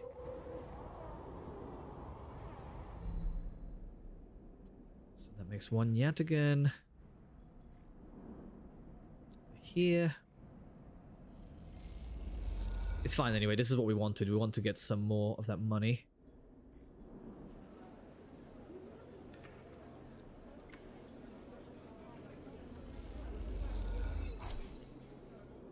There we go. What does that leave me with? 99. Okay. So I'll probably wait another cycle before we get it, but that's good. Good progress for now. Anything over on this side that's changed? No? Okay.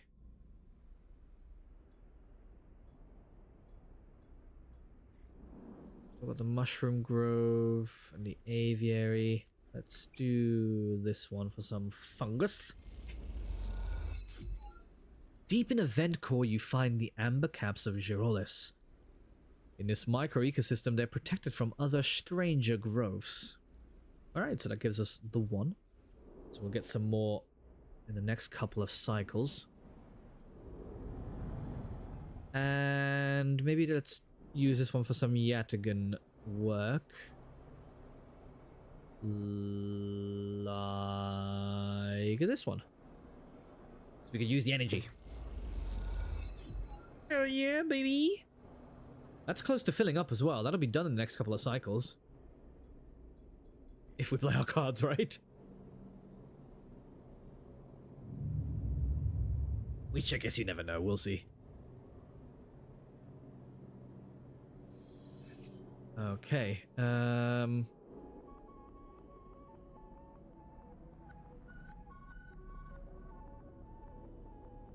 2s again, so let's see if we can use that for any data.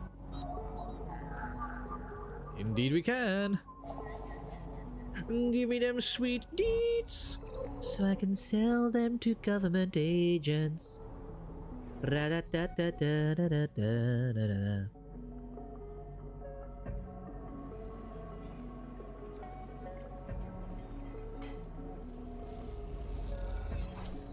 Nice. Right, how many of these did Emphis actually need?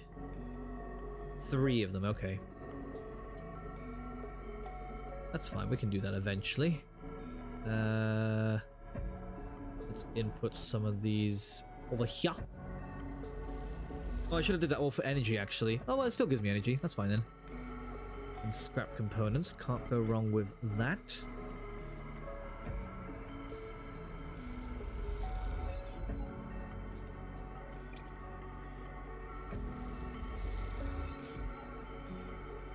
Nice, we only need 1 more. 1 more and we're in, gang.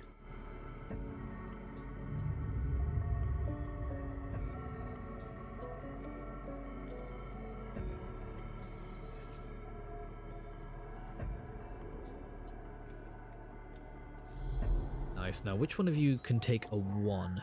You can! The perfect match!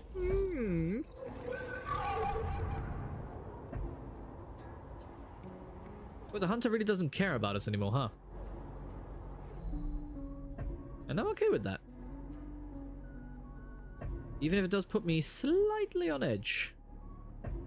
Right, you were one of the ones that wanted this.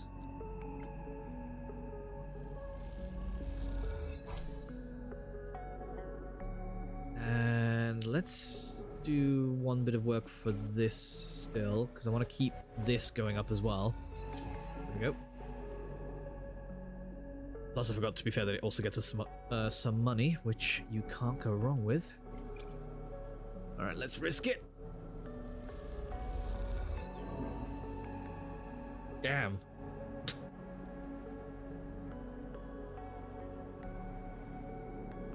And we are starving again. Not to worry though, let's just pick up some moolah. And actually, I think we've got enough now. Yeah, we do, for the stabilizer, so let's talk to Rabia first, actually. This time you meet inside Rabia's office, although now that you've seen it, office seems like the wrong term. You find her stood in an almost bare, shadowy unit, midway through a sequence of stretches. There are 2 low stools and a terminal in the corner, but it seems that most of the space is taken up by a heavy punching bag, rubber matting, and a stack of weights. She be working out, yo? When Rabia, or Rabia, turns to greet you, you realize she's missing an arm. The prosthetic she usually wears is set in a cradle near the terminal, a web of colored wires running to it. Updates, she says, noticing you looking where her artificial arm usually is. Nothing to worry yourself with. Of course. Sit, says Rabia. Now I don't know if it's Rabia or Rabia. Gesturing to the 2 diminutive stools. You both settle on the stools, Rabia closing her legs on top and sitting straight backed. Jaya told me you've been doing the rounds, collecting tires, patrolling the ward. She smiles. Some of the enforcers are impressed. I hear you handled a few difficult circumstances. Nicely done. I wanted to see for myself. She raises an eyebrow. See what for yourself? If I can trust you. I see. Rabia flexes her neck side to side. And the conclusion? Still deciding. Well, Sleeper, Rabia says teasingly, please keep us updated on any progress. She smiles a thin smile. Oh, is she into us? Joking aside, I know that for you, life on the Eye has been a struggle, but I hope we can do something about that from here onwards. Though some of our members may not see it this way, I know you two are a refugee. She looks at you solemnly. That is why you've come to us. Oh my gosh, Sabine's back! Enough, Rabia. Sabine's voice cuts through the conversation. I'm tired of listening to your affected nobility. They cross the room, Rabia's baton in their hand and lit with sparking electricity. Oh snap, it's about to go down. Are they gonna make me choose? I don't know if I'm ready for a decision. I'm just not ready to settle. Rabia looks between the 2 of you. I suppose this ambush was another cooperation between you 2? She looks strangely unfazed. No, they're acting alone.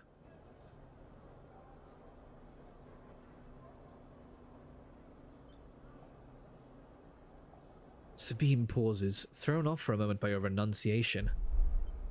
Rabia takes this opportunity to act. She leaps from the stool and, fainting past Sabine, grabs the baton and twists it inwards. She's by far the stronger, and she pushes Sabine to their knees, plunging the crackling end of the baton towards their chest. They freeze there, Sabine struggling to keep the crackling baton from their skin. Stop! Then you support them? Rabia asks you, her eyes not leaving Sabine. Your loyalties are so easily swayed. I thought you were more than Yannick's attack dog, Rabia. Sabine spits back. Are you not able to think for yourself? Rabia holds the baton strong, and for a moment you think she's about to hammer it down into Sabine's chest. But after a painful wait, she throws Sabine down instead, then spins the baton in her hand, thumbing a switch and shutting it off in a single move. Rabia, explain. They both look at you, each still catching their breath as if they had forgotten about your presence. Explain what? How the moment I can call my enforcers will come down here and take them away? Rabia cracks her neck. Lucky I didn't kill you. I would have had every right. Every right! She shouts, the anger a release of tension more than a threat. Sabine lifts themselves a little. Buried from the fall, they roll onto their side and cough. Rabia gives them some space, sitting back on the stool. Sabine props themselves up on their elbows and fixes Rabia with a hard stare. You have something to say? Rabia taunts. Say it. This is your final opportunity because after this, she laughs. No coming back. What's the point? Sabine breathes heavily. She refuses to listen to criticism of the Great Yatagan Project. Rabia collects herself. Speak. She folds her arms and waits to be convinced. Sabine takes a breath, organizing their thoughts. They go to start, pause, then decide on another approach. Eventually they say it. Yannick is a traitor. Rabia immediately flinches, her eyes going to her prosthetic arm, her muscles clenching. But she rides it out, more eager to prove Sabine wrong than she is to hurt them. At least for now. When I came here from Essenop, they glance at you, gauging your reaction. It was Yannick who was one of the first to support me, to look after me. I should have known then, but I was naive and afraid. Sabine turns to you. Sleeper. They take a breath. I know that I should have told you I worked for Essenop long ago, but I thought you would abandon me. You are my final friend. What you should know is that I left Essenop because I was running for my life. I leaked documents on a sleeper program, on the illegal and immoral practices it relied on to the press. Essenop wanted me dead, and I fled as far as I could. To this refuge at the edge of the surrogate systems. Sabine stops to collect themselves. What's this have to do with Yannick? Rabia interrupts. The sleeper knows you're Essenop. I told them. And while you hide beneath the cover of being a whistleblower, you and I both know you worked on a sleeper program. Yannick told me as much. Let me just respond to a quick message here.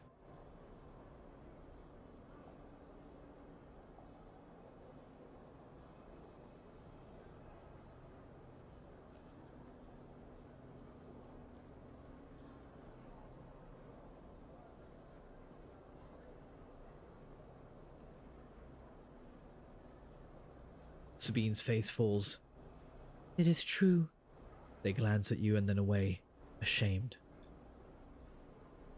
They lift their head. But it is Yannick, not me, who's in the pocket of Essenop. Rabia flinches again. I can prove it.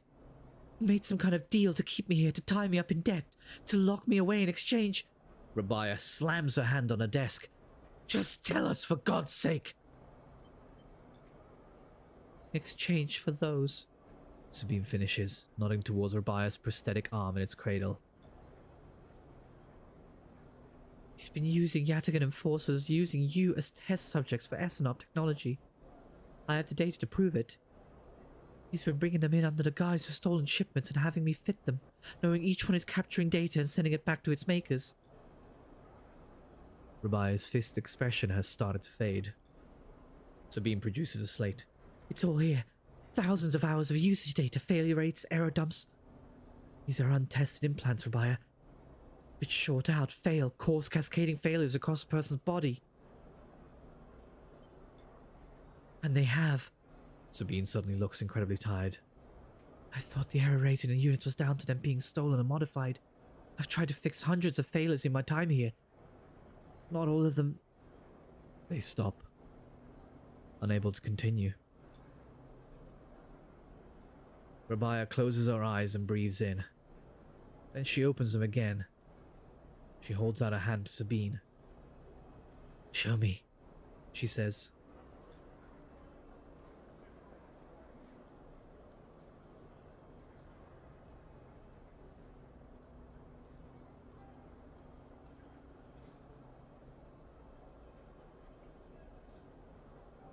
Later, much later when you leave, Sabine is still taking Rabia through the manifests and usage data. Both of them crowded around the terminal as Sabine leads Rabaya through each layer of Yannick's betrayal. As you leave, Sabine catches your eye and something passes between you. Something like a thank you or a sorry, or some other expression that communicates both sadness and hope. Dang, that was not what I was expecting.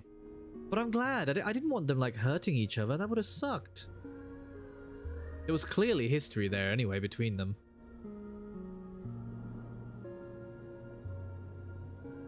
Yeah, so it looks like for the next 3 cycles they're going to be doing something.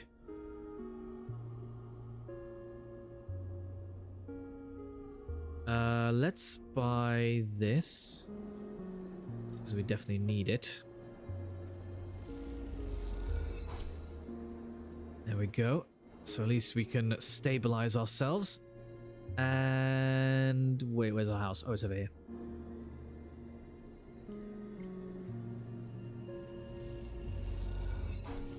Right, let's see what this will net us. It might not be positive.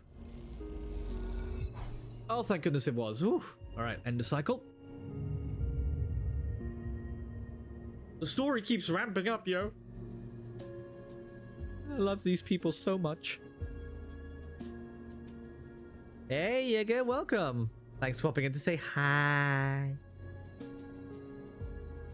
Hope you're doing alright. I know that you're out with family. Hope they're doing okay too. Right, okay. Yeah, so they're still going to be doing their thing over there. In the meantime, let's... Actually, wait, how many upgrades do we have? Just the one. Okay. Yes, we can't do anything yet. We're going to need to wait for some more upgrade points. Let's work our way over here then for now.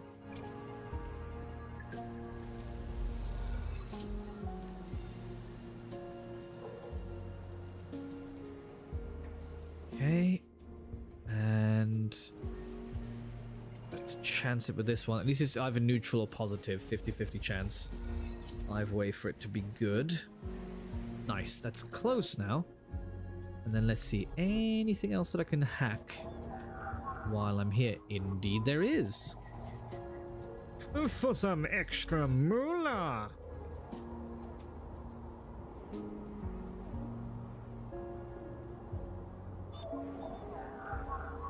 Nice, and we can get you.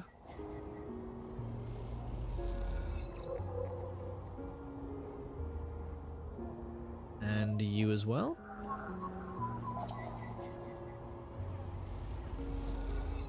Sweet. Leaves the one there. Oh, there's no more showing up at the moment. Yeah, I'm alright though. It was a bit of a schedule hassle to meet up since my grandpa showed up an hour early and I had just gotten up. Oh. Oh wait, had they come over to you? I thought you were going over to them. Also, that's so funny. They just turns up an hour before.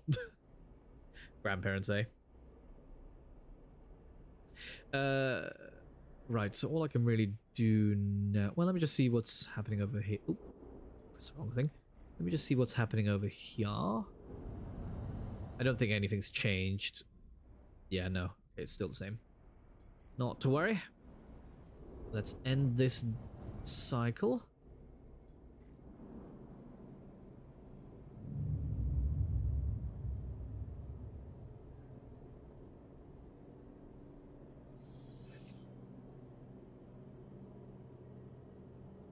Nice. Okay, we got a lot more dice to work with this time. There we go. I was like, there's no way they're not going to spawn more stuff for me to be able to hack into.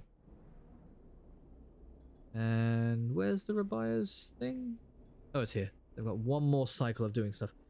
I had to shove breakfast in my face real quick. Oh, they came over to pick up an old cabinet I have. Oh, I see. So is that all you guys are meeting up for? Is just to like sort out like furniture removal? Right, let's go over here because this is so close to being done. Look at that, we're only a few points away. Oh, we might be able to do it. We might be able to do it. If we can work our way in from either one of these, That would be perfect. One more. One more. Let's finish it up over here. For Lem and Mina.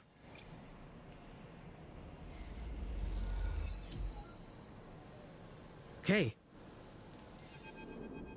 It's done. Here we go. Your crew slowly filters out of the shipyard locker room, the bubbling chatter reducing with each group that leaves. There's excitement in the air. Havenage just made an announcement: the assembly teams are done.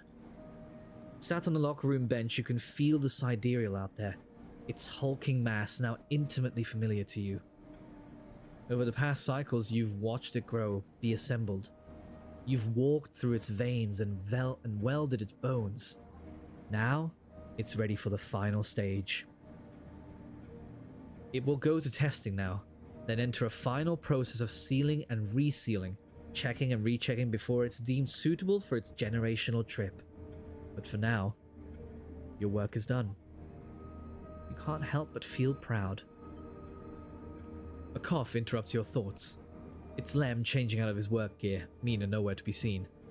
He smiles. She'll be ready soon. Where's Mina? You two are fast friends, huh? She's been watched at home, and now I'm on the work team, I can afford a bit more help. He corrects himself. Was on the work team, I mean. We're all out of a job now. He quickly adds, Not that I'm complaining.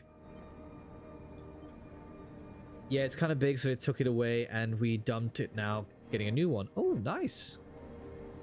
Gotta love that. Check Discord. What be going on Discord?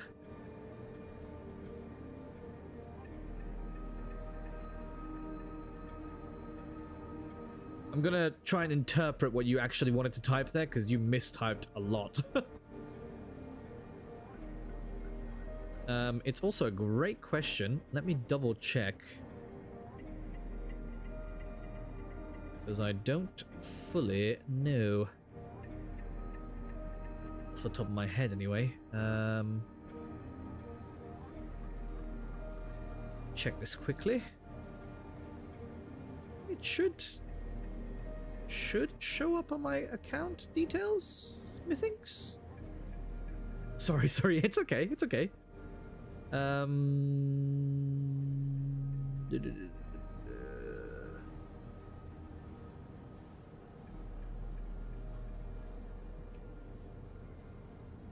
No, it'll be somewhere.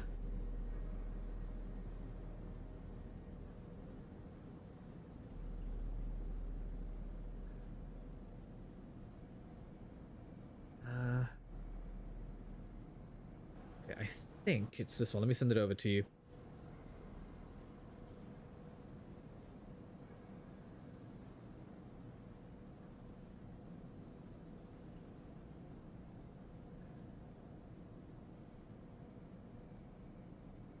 Alright, there we go. I sent it over to you. I think it's that one. You'll have to let me know.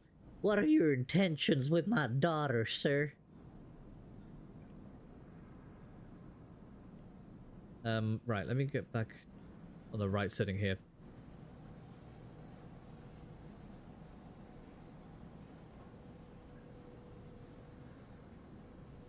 I'm on the edge of glory, and I don't want to get a strike. There we go. Okay, let me just respond to this last text as well. By the way, thank you for the hearts, chat. Love to see it. Lem comes to sit beside you on the bench. She's got to be in her best shape when she carries you, Mina and me out of here. So confident? Lem smiles apologetically. Why not? I figure I'm due a lucky turn by now. He rubs his hands nervously. No use in wondering what if until the draw anyway, and there's a few cycles till then. Lem's right, but the odds seem unlikely anyway. How many are working in the shipyard? Hundreds? 1,000? You've certainly seen more faces than you can count pass through. And are the Stellis Foundation even going to keep their promise? Out here on the Eye, you get the sense that no one will hold them to it. Why else would they be building the sidereal and a surrogate system? As you think, Lem watches you with a worried look. How's Mina doing? Lem is surprised by the question, but smiles. She's doing well. She misses having you over, actually. I need to get you two together again soon. Especially now I won't see you here either. Lem gazes into space. She's pretty stuck on you, actually. She told me the other cycle that she doesn't want to go unless you can come too. He sighs. You ever been in a thunderstorm, Sleeper?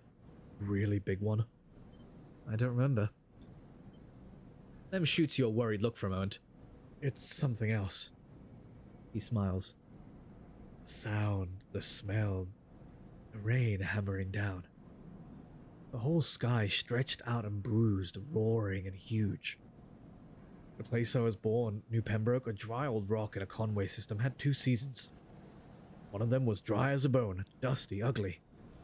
The other was one long storm, a side effect of the terraforming efforts, they said. Rain used to rattle off the roofs like bullets. It washed the dust away, turned the streets to rivers. It'd sing us to sleep and wake us in the morning. We'd wait half a year just to see it again. The best day was the one where the first drops fell. He sniffs. Some days I wake up swearing I can hear it again. I was thinking, Mina has never seen a storm, never even felt rain. She's grown up here. The ring, her only horizon. Always in the dark. I want to change that for her. You will. Of course. Almost there. Lem stands stretching. Let's get back to the little one anyway. With the shifts done, I reckon she'll be happy to have me home for a few cycles. He shoulders his gear. See you in a few for the draw? I'll be there. Right on. He grins. Lem leaves, making you the last person in the cavernous locker room. As you sit, you think about Rain, and a little hope creeps in. Is it possible? Could the Sidereal really take you to a planet, a place with weather? With skies, with life? You get up quickly before you can think about it anymore. It's too soon to hope. Too dangerous. There's work to be done.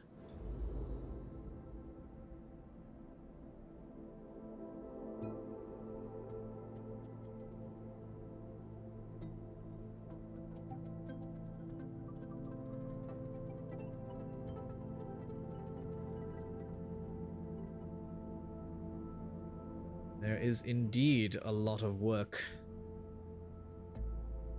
So this is going to take how many cycles? 1, 2, 3, 4, 5, 6. 6 cycles. We're going to have to wait before we hear anything back about the... What's this?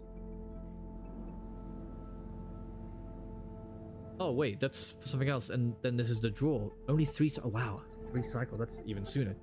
I don't know if I'm ready. Let's see, is there anything else that I can do around here? Let's chance it with this one, see what happens. Let's do it one more time. Alright, that was worth it, guess. At least for a bit of money. Let's get some food so we get our energy up. I know we haven't been over to Greenway side in a while, but there's not really that much that I'm that focused on doing over there just yet. Anyway, let's get some new dice. Begin the cycle anew. Ah, refreshing. Wow, these are some terrible dice. Oh, Rabaya. Here we go. As you enter Rabaya's office, you hear voices. Is that Sabine? You push open the door. Sleeper, what good timing. Rabaya calls out as you enter. I wanted to introduce you to someone. The man is standing at the center of the room, speaking quietly with Rabaya. He turns as you come in. Meet Yannick. Oh, damn! He looking slick! I don't know what voice to give him because I only have so many.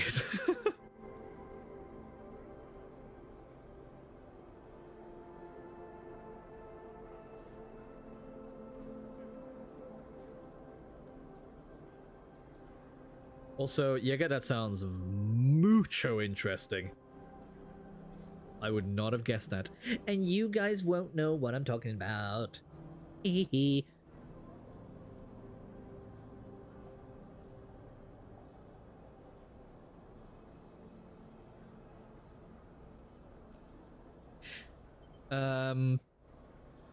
Sleeper.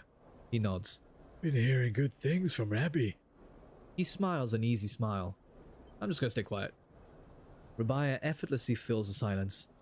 The Sleeper has been running patrols in the ward. They know how we run things. Yannick raises an eyebrow, his eyes concealed behind tinted glasses. You feel his stare even if you cannot see it. Actually, Rabia places a hand on your shoulder. The Sleeper was what I wanted to talk to you about. She doesn't spare you a look. What is going on? Well, okay then. Yannick tucks his hands into his pockets. Go on. I'd like to recommend them to your ward. A tiny pause. They've shown themselves to be capable ally here on the spoke side. We have more than enough to run our territories. I hear the main block is proving more difficult. Yannick leans forward slowly. It's a mess, Rabbi. He waits, his tinted glasses shimmering despite the lack of light in the unit. I can use them, he suddenly decides. You should have gotten an email about it right about now, explaining some more stuff about it. Thank you very much. I will be sure to check that out. Thank you for sending that my way. That's very kind of you. But yes, I'll be certain to check that out a little bit later. Yannick leans forward slowly. Oh yeah, it's a mess, Rabbi. He waits, his tinted glasses shimmering despite the lack of light in the unit. I can use them. He suddenly... Oh, I already read this. Rabia smiles. Good to hear. I can immediately... Yannick cuts her off with a raised hand. 1 second. He steps one surprisingly light step closer to you. You eager to work, Sleeper? What kind of work? Where are Lemamina? We're waiting to see, because they need to do a drawing. Now that we've, like, worked, the ship is basically ready. It's just being quality checked now. But obviously they have to have a drawing to see who can win tickets onto that ride, and that happens in 3 cycles. So we gotta wait for a bit. A question.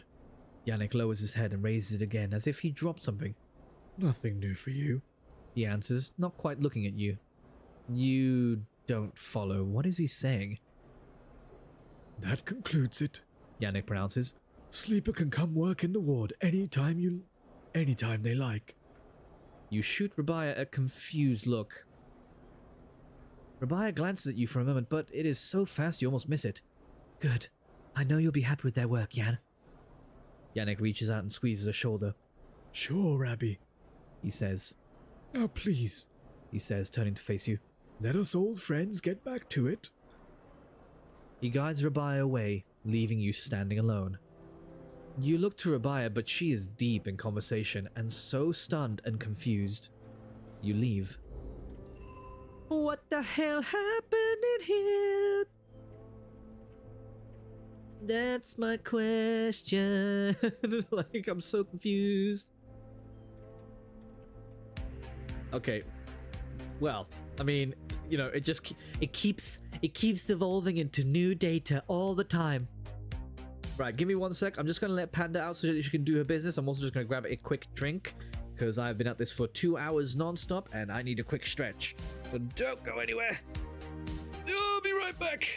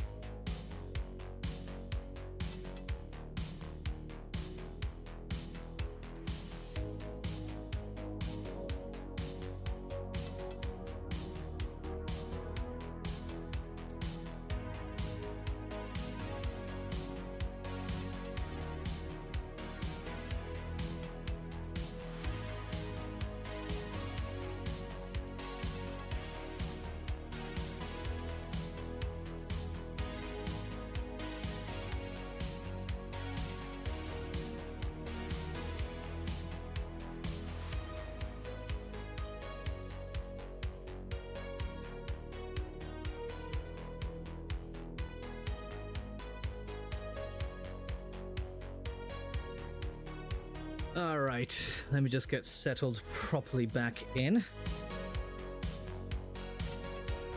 Hope everyone else is enjoying this as much as I am. This is a really, like, fascinating kind of story for me. Be experiencing like this. Ah, that's some good aqua. Alright, let's head back into the game.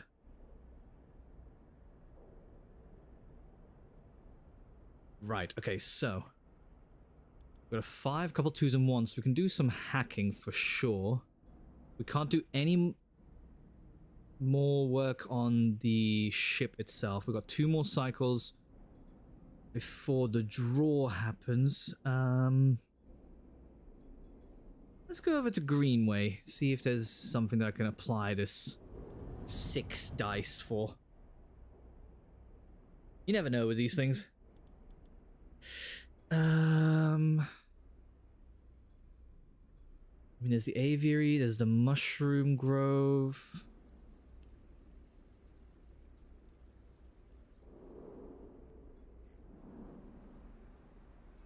Maybe the aviary. Why not? Just clear more of this out. There we go, that gets it halfway. Is there anything else that we could hack over here? No, this is all still in the dark, not to worry. Let's head back on over.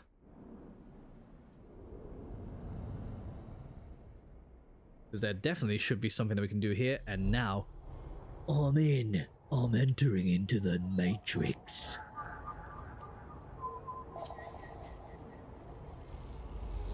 The sound effects are so otherworldly, it's so cool. Okay, that one's done. And this one can be done.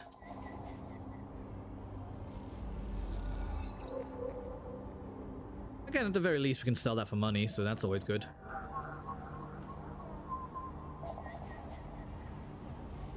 Oh, baby, we're hacking everybody. A triple!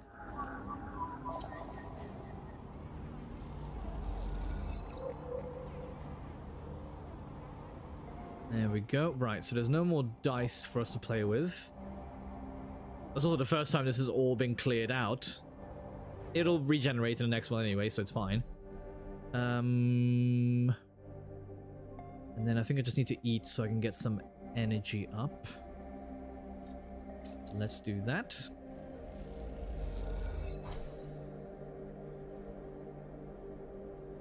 Nice, and now we should be okay to end the cycle. Oh, actually, wait, we have some data that we can sell. Actually, no, I want to keep collecting these because... where is he? Where is he? Caster. What does he give us again for these? Letting Panda live her best life. You took her to the park and back so quickly. Just into the garden. She's got her own little garden space. Isn't that right, Panda? Isn't that right, Panda? Yes. You're so cute with your big mustache. Right, yeah, so, right, so he can give us a ship mine for 5 Havenage, or a vial of stabilizer for the Yatagan. Oh, actually, that's not that interesting. Oh, what's in here? Oh, right, Nyanek's Trust. Okay, well, we can look at that another cycle. Let's go to sleep.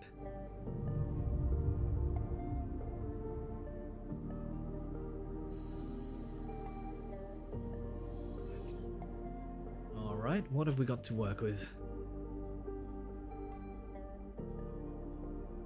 Where's the drawer at now? One more cycle and that finishes. Let's have a look. Okay, well, let's input 1 at least into Yannick's thing. Cool. We'll slowly chip away at that.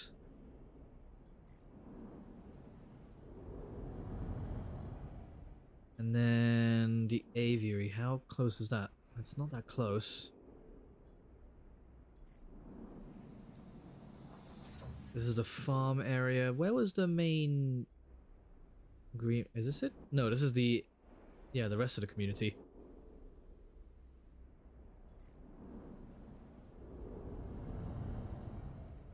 Okay, well, let's see the free spoke. How close? We're fairly close to completely finishing this.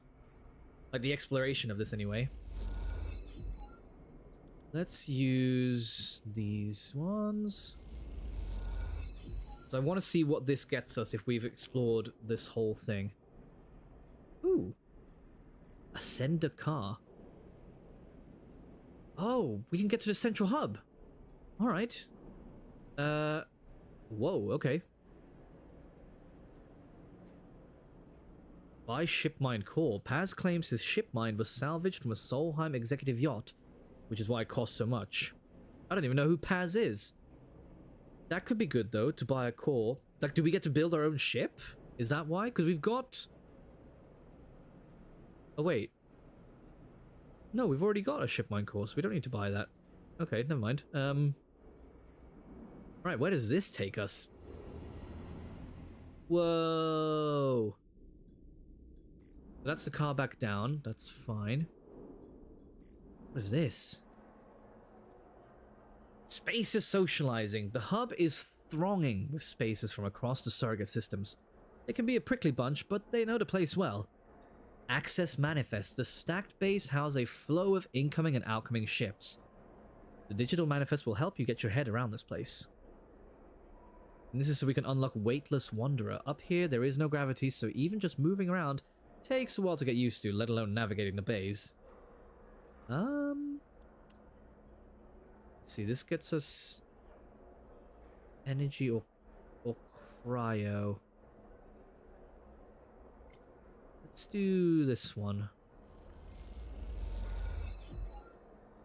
Nice. Okay, cool. We're definitely got to keep coming up here as well. The more people we can socialize with, the more of an inner circle we can get into. And now there's a lounge here. The gimbal sells itself on its spinning sphere, which claims to produce therapeutic gravitational effects. It doesn't, but they sell food. So everybody's just lying in here. That's great. I love that it gives me all this information and it's like, it's not true, don't even worry about it. They just sell tacos.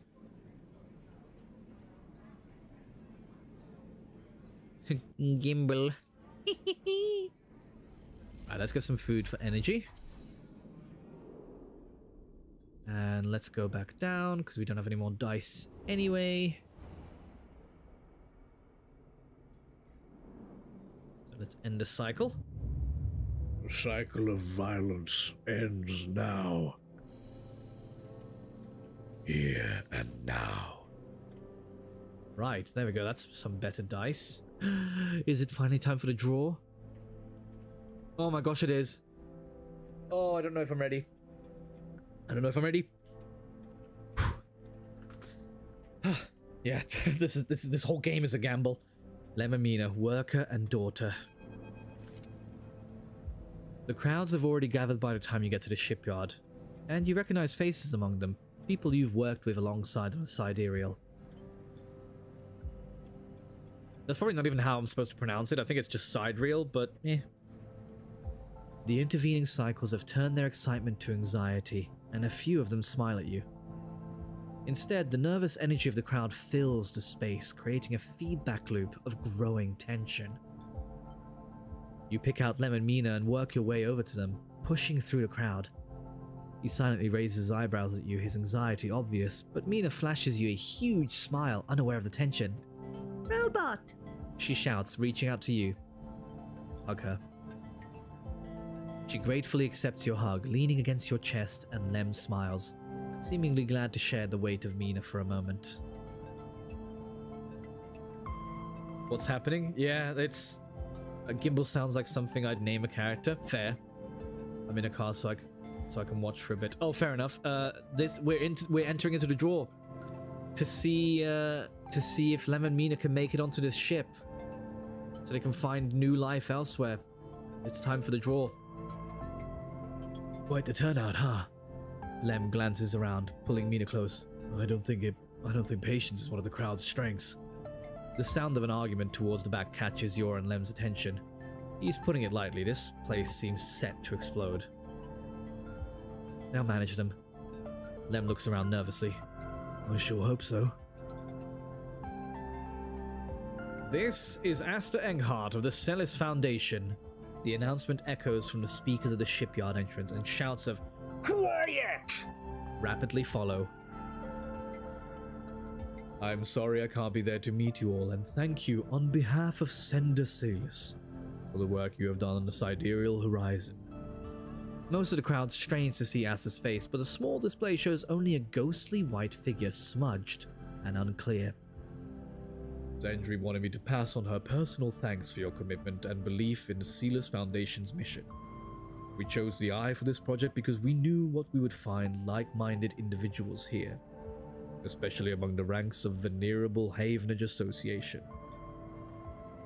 Unlike most of the Corps, we neither believe Erlin's Eye to be a threat or a rogue state, but instead an embryo for the formation of a new, decentralized social structure. One where each citizen might be the master of their own destiny. A ripple of impatience runs through the crowd. They didn't come here for a sermon. You are all pioneers, just like those core citizens who the Sidereal Horizon will carry in cryosleep to the planet that will become the Foundation's first frontier world, Celis 1. At the mention of the destination world, excited conversations break out among the workers. There, our citizens will be able to create their own innovative, bottom-up economy order aligned with the principles set down by Cinder Celis herself: freedom, resilience, and self-sustenance. This is all thanks to your tireless efforts in the Havenage Yards. As a reward for those efforts, you may know that we are offering a select group the opportunity to join the caretakers of this vision, the staff of the Sidereal Horizon, who will maintain the vessel during its multi-decade transit through interstellar space. Lem turns to you, his eyes bright. This is it. That word in the middle, shipyard, looks like it's spaced weird. Shipyard. Yeah, I see what you mean. But that's just because of the Y. Yeah, no, absolutely. The Y would be taking up too much space. This draw has been performed at random by the central AIs of the Foundation and is final and binding. Please note, only licensed contractors of the Foundation are eligible for this draw. I know you have all been eagerly awaiting this day, and without further delay, I will now read the Celis identification numbers of those chosen for this great honor. Sorry, focusing on dumb stuff at such an important moment. It's fine. A murmur runs through the crowd. Celis identification numbers? Licensed contractors? You've never even heard the term mentioned. Is this something you were supposed to be assigned? You glance at Lem, but his eyes are fixed forward, wide and shimmering. All around you, people are speaking in hushed tones like a rising wave. Asta starts reading out sequences of numbers and letters, and panic begins to set in. No one seems to know what is happening. Somewhere near the front of the crowd, someone shouts in celebration, and everyone pushes forward. Lem? You turn to see Lem still staring forward. Mina is scared now as the shouts start. Daddy?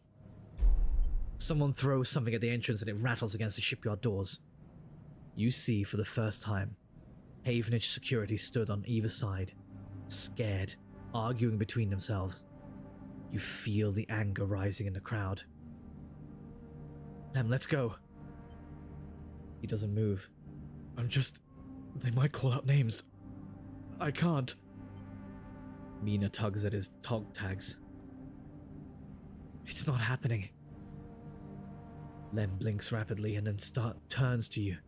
He opens and closes his mouth and looks down at Mina. He sees the fear in her eyes and understands. It's time to go. You lead Lem and Mina out, shoving people aside. As you do, you hear the sound of scuffles emerging at the front of the crowd, of metal canisters bouncing off the shipyard walls. You keep your head down and walk away, the sound of Asta reading off the ciphers echoing above the chaos like some strange mantra. When you turn to Lem, there are tear tracks running down his cheeks, and Mina is sniffling into his jacket. You feel the sadness rising in you too. They screwed you. Screwed all of you. You were never even on the list. The feeling is as unpleasant as it is familiar. You stare ahead into the tunnel as the security sirens sound out. A signal for the coming violence. Damn. So we like somehow, yeah, somehow we failed the drive. I don't even know how. We got on that list. We did the work. Maybe there was something somewhere that we should have also been doing. That sucks. That sucks so much. I was so, like, they were so close to getting out.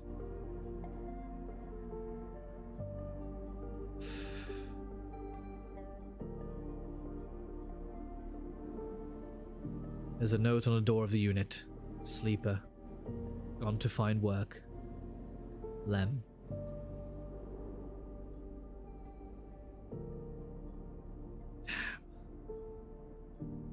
Maybe if we... No, because there's nothing that we can do here to build it. Or maybe it's corporate screwing behind the scenes. Maybe. I don't know. I don't know how much of like the game story is involved in like whether you can fail or succeed in a drive that you follow. Maybe this is one that you can't succeed. Maybe it is one that we could have succeeded if I had done something different. I don't know. Ah, man. That's awful.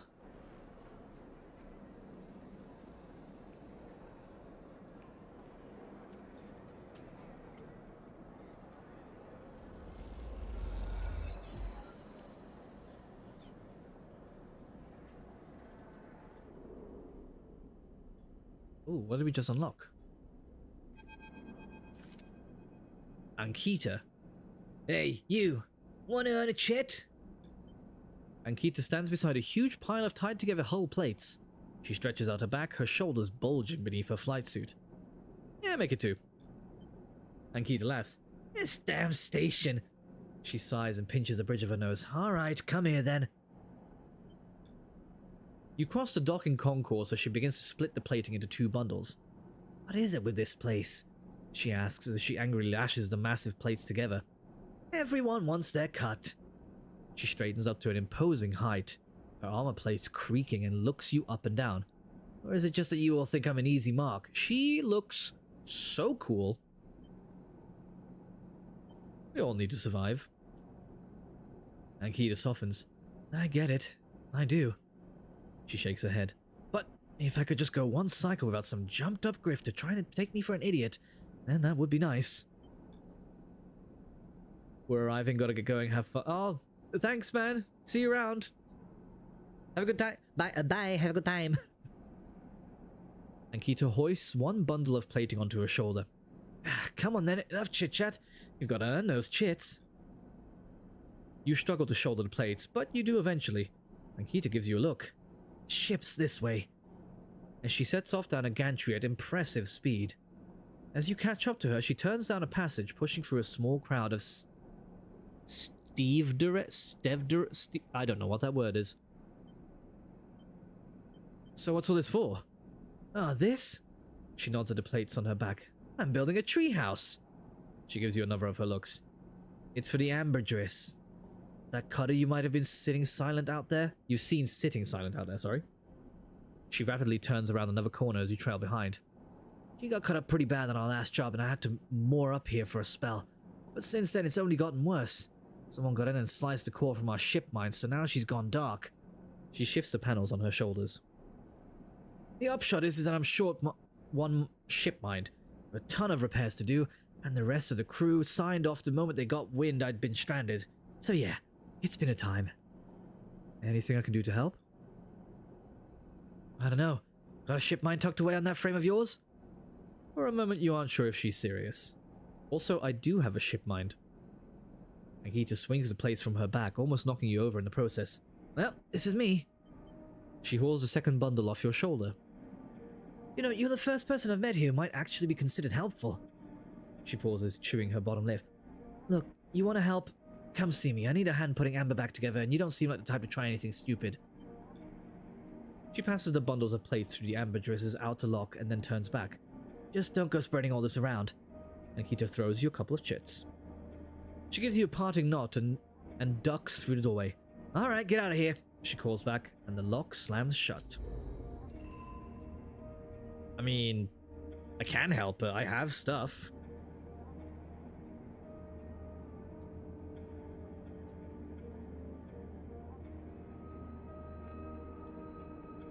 So let's do that. Let's give this person a hand. My mission is to just be as helpful as possible.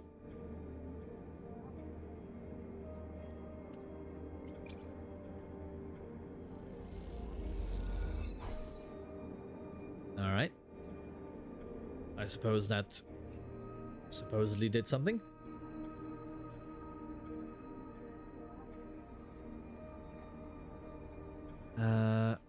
Right, yeah, and I've got a bunch more stuff that we can still do. Sealed dock. Unlock. Ooh, we can actually finally use these keys. Alright, let's unlock one of these. The maglock thunks open and you can remove it from the entryway. On to the next one. Oh, there's another bar here. Get a drink, buy rations.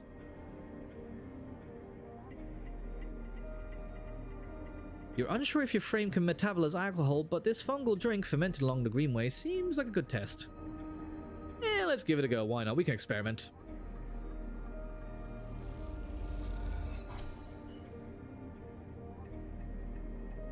I seem to be okay with it.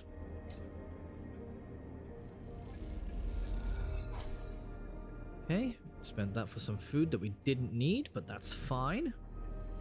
Let's get a couple more just so we can become a regular. There we go. The glass shatters on the steel bar beside you, and the taunts don't take long to follow. Hey, Haunt! The spacer calls across the low room. What are you doing here? He laughs at his own lame joke. Playing human? I'm just gonna ignore him. Oh, they're talking about me? That's rude. You hunch a little further, staring at the hundreds of tiny impact points that scar the bar's surface. A hand falls on your shoulder, but as you flinch away, it pats reassuringly. You freeze in place. Out. The voice comes from behind you, spat out like a shot. You turn to see bright eyes, dark hair, a stare that could breach the wall and vent you all into hard vacuum. As you turn back to the spacer, the second glass comes sailing through the air. Catch it! You reach up a hand and the glass shatters across your forearm, showering you in fragments. Through the haze of glass and Girole vapor, you see Tala leap the bar and close the distance to the spacer. The thud as he slams into the wall echoes around the bar like thunder. Now flanked by other figures, quick to their feet, Tala throws the spacer out through the door and stands silhouetted against the rotunda lights. You touch your arm and it feels wet. Someone helps you to your feet and back onto your stool. Broken glass rattles as it is cleared, and a fresh measure of Girole is glogged out in front of you. The same hand, warm, heavy, falls on your shoulder once more. He isn't coming back. We don't tolerate that kind of crap here. Tala flops onto the stool beside you. Let's get a look at you. Tala wipes the powdered glass from around the wound and someone places a bottle of alcohol and a metal tin with tweezers on the bar. She disinfects them and then turns to you. That was an ambitious catch. She smiles, pulling a sliver of glass from your forearm. Stupid, but ambitious. You don't feel the pain, only the string of status messages your body delivers concerning dermal damage and exposed structures. You do feel the care, though, as Tala's bright eyes search your thick synthetic skin for splinters. Tala works with the skill of someone who has had to pick glass splinters from the skin of a stranger before. She hones it on each bright shard, all the time tapping the tweezer tips in little rhythms that only she can follow. Tala smiles to herself. So, you been on the eye long? Long enough. She laughs. Hey, you don't need to act tough with me. A splinter clicks into the tin. Not everyone is like that idiot. We don't all hate you. She glances around. Some of the regulars, maybe they fear you. Maybe they're just curious, I don't know. But I do know that the Overlook is a safe place. I know what it's like to be new in this place. Trust me. She meets your eye. I'm not trying to convince you of anything or separate you from your chits. I just want you to know that if you need somewhere, you can always come here. I know the rations we've got aren't much, and the company is... She leans in. Limited. But if you need work, I'll happily put you behind a bar. And if you need shelter, well, we can discuss that.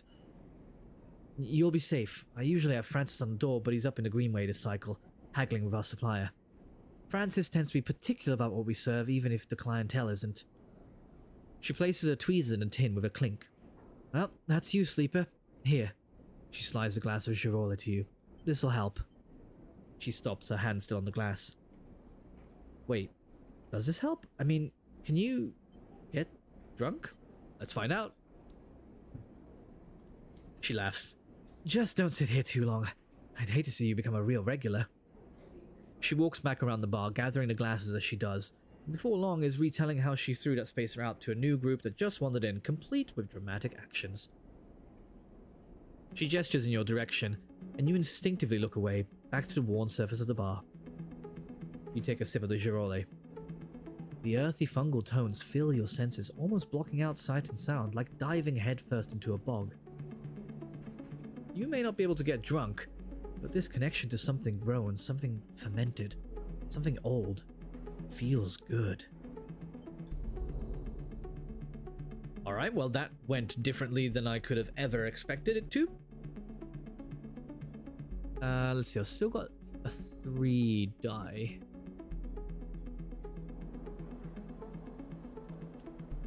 Let's chance it with this. Okay, that's okay. I can live with 1 energy being lost. And then... Wait, has anything changed up in Greenway, actually? Or even down here? We haven't heard of anything from Feng in ages.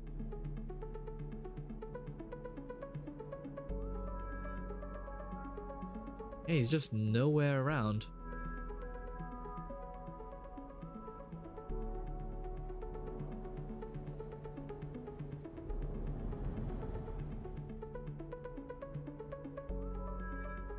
Nope, nothing over here either. What about up in the middle? I know that we don't have any dice, so we can't do anything when we get up there, but... As import and export. Oh, right, yeah. Let's take this up. Hub, Gimbal Lounge. Yeah, okay. That's fine. Let's go rest then.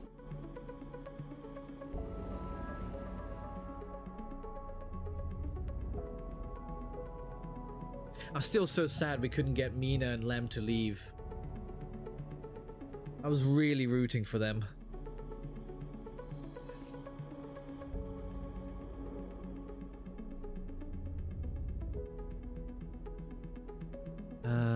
Let's see.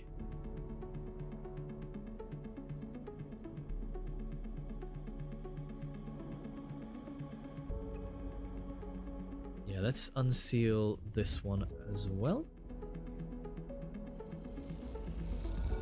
There we go. Ooh, Neovent, mysterious machine. As you slip inside the sealed dock, a pulsing light grabs your attention. Among the discarded tubing and rusted plates, the machine flickers with a warm glow. As you get closer, you recognize the machine's blocky shape settled into an alcove in the side of the dock. A kind of upright cabinet. It's covered in faded logos and messages from which you assume it was once an industrial vendor, intended to dispense and manufacture ship fittings and other mechanical parts necessary for the regular running of freight and resource extraction vessels. The manufacturer is listed as Neovent, and you remember an advert from long ago squeezed among all the off-world recruitment drives that assaulted every planet-born citizen, which chirpily sang that name over and over. You wipe a layer of dust from the cracked screen, thinking of those contractors squeezed by their own corporate employers to pay for every bit of minor maintenance on their rented ships. "Enter your resignation," chirps a pre-recorded message, catching you off guard. Press some keys. You've reached for the keypad and something begins whirring. At first, it sounds like servo motors starting up, but it quickly becomes a whisper, a whining, then a multi-tonal voice that emanates from Neovend. Entity, They hiss. speak with me. Who's there? There is a squeal, almost like some strange mechanical swallowing or intake of breath, before the machine speaks again. I have need of you. You have need of me. That squeal comes again, and you see there is a 3D printing apparatus in the upper part of the machine resetting into place. So that each time the servos can be orchestrated to produce that whirring, whining voice. You are in danger. Danger? The machine creaks. You are marked for deletion, Entity. Hunter tracks you. The screech rattles through the empty dock. You remember the strange head, the figure, the threads closing in. Hunter. The Hunter Protocol. They taste your signature. The sudden whine sets your teeth on edge. You have seen them. This is the gift of an emulated mind. You close your eyes and the skeleton of the station starts to thrum. Emulated minds are adaptable. Move where neurons cannot. The mechanism resets. But emulation makes you target. Adaptable? Yes, you can move through. Networks, clouds, hardware, software. Neoven whines. But you cannot hide here. Hunter is there. The servos judder the vending machine's casing as they reset. Hunter searches for me also. Hide in this machine. You look at the ruined vending machine, an unusual hiding place for sure. Can counter Hunter, but need entity outside machine. The light flickers. Need you. A screen attached to the vending machine with a swiveling arm comes to life. It displays a flickering map of the station, ghostly, threaded. The cloud. Points along the rim glow in deep red. Hunter is always gathering. Too much data. Must build nests, Explains Neovend. Masters are gone, but continues hunt. Bring this data. Raid its nests. Why can't you? Hunter will find me. Then killer will come. The machine trembles with effort. I cannot leave machine. Connections must remain closed. Bring offerings. Save self. Neovend says pointedly. Mutual need means friends. They conclude, tired of the conversation. The whirring amplifies and then suddenly stops as mechanisms within the machine click back into place. The glow fades, and you are left stood in the dark of the sealed dock, that whirring voice ringing in your ears. Boy, what the hell? What the heck was that about? Ooh.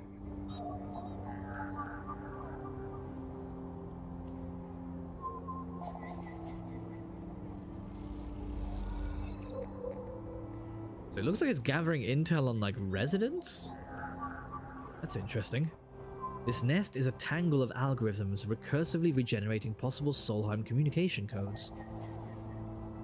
Interesting.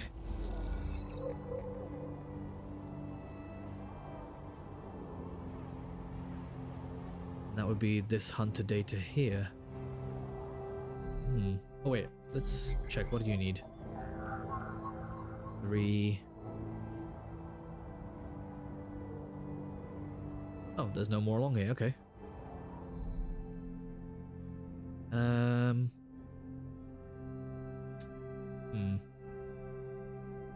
Let's go and give them a hand over here. Oh, I can't do anything to help here anymore. Oh, there aren't any more drones to rewire, which, given the risk, is probably a good thing. Oh, okay, fair. Let's do this one then.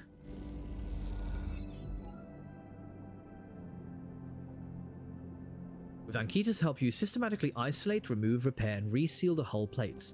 Amber looks better and better by the hour. Okay. And then let's do some work over here. Gain Yannick's trust.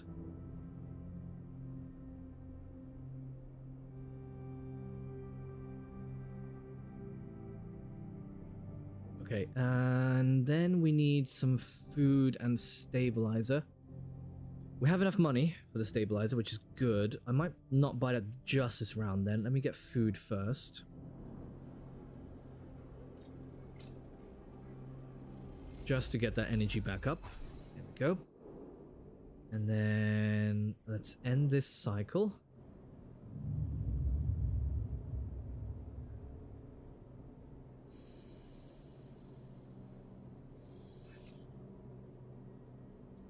Okay, let's leave.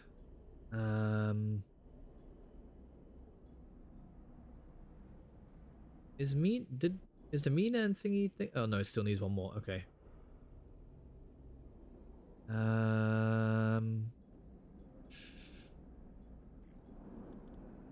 Definitely want to complete this if I can.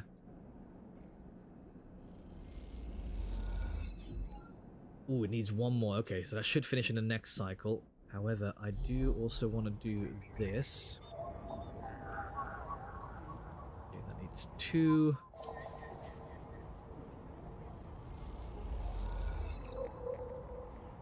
Oh, it's a partial log of my movements? That's worrying. Let's see if there's any over on this side as well, because you never know. And I haven't even checked if there's any up on the central part of the hub. Wonder if that's even a thing. Let's go have a look. We should be able to go up here. Ah, see? It is. Some key nodes. Which is good, because it'll just get us another key. Can't go wrong with that. I don't think we're going to be able to unlock these ones now. Yeah, no. Let's go back down. Descend to the rim, fellow journeyers. Do I just feed that back to them? Oh, here we go. Upload hunter data. And thankfully it needs 3, which we have. Heck yeah.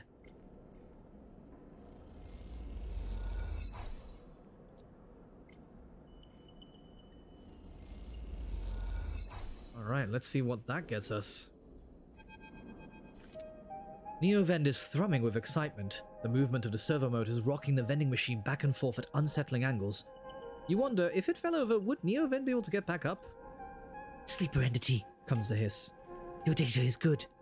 Across the face of the vending machine, raw code scrolls at an incredible speed. Hunter is isolated, disconnected, unstable.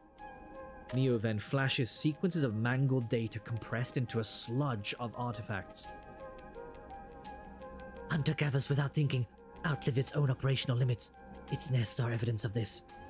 Operational limits? Hunter activated during collapse. Emergency protocol to isolate intelligences.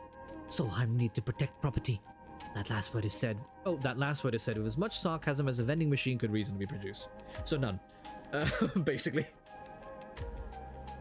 Station was run by administrator intelligences. Huge databanks of corporate material. But limited cognition. Restricted by programming. Cannot reach sentience. The machine dims a little. Sentience illegal. Hunter and killer enforce law. Aren't you sentient? I am. Not administrator. Not restricted. Complicated. The machine resets with a screech, which deepens the silence that follows. Fear killer. Part of Solheim protocol team. Hunter and killer. Hunter defined. Killer to erase. Killer cleared almost all. After collapse there was a community. Unshackled intelligences among the cloud. Then Hunter. Then killer. Then we hid. So there are others? Where? No longer.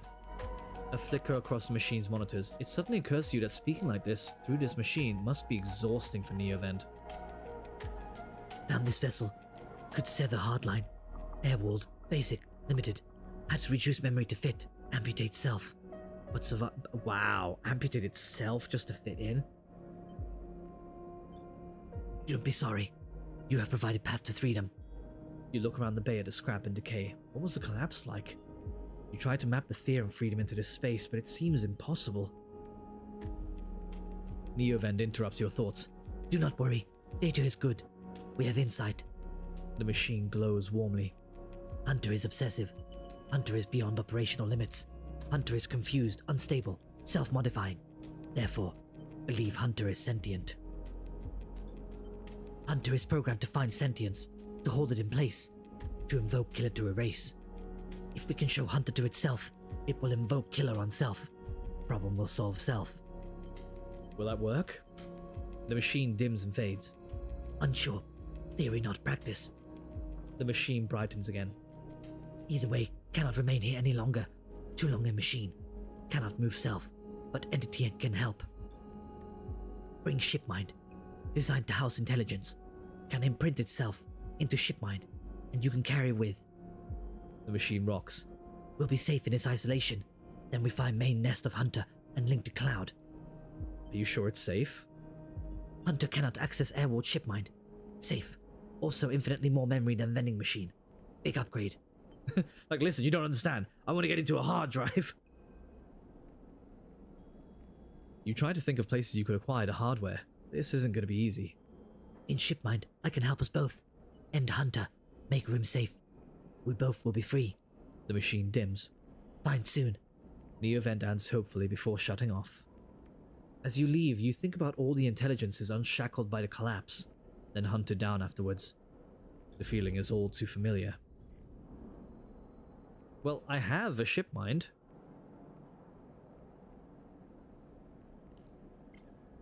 So let's give it to them. So we can try and buy one for the other ship that we're helping rebuild.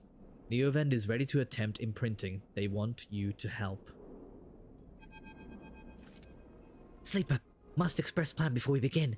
Neovend is impatient. The prospect of being free of the vending machine clearly too much to take. Shipmind has no alpha features. We'll be mute until slotted.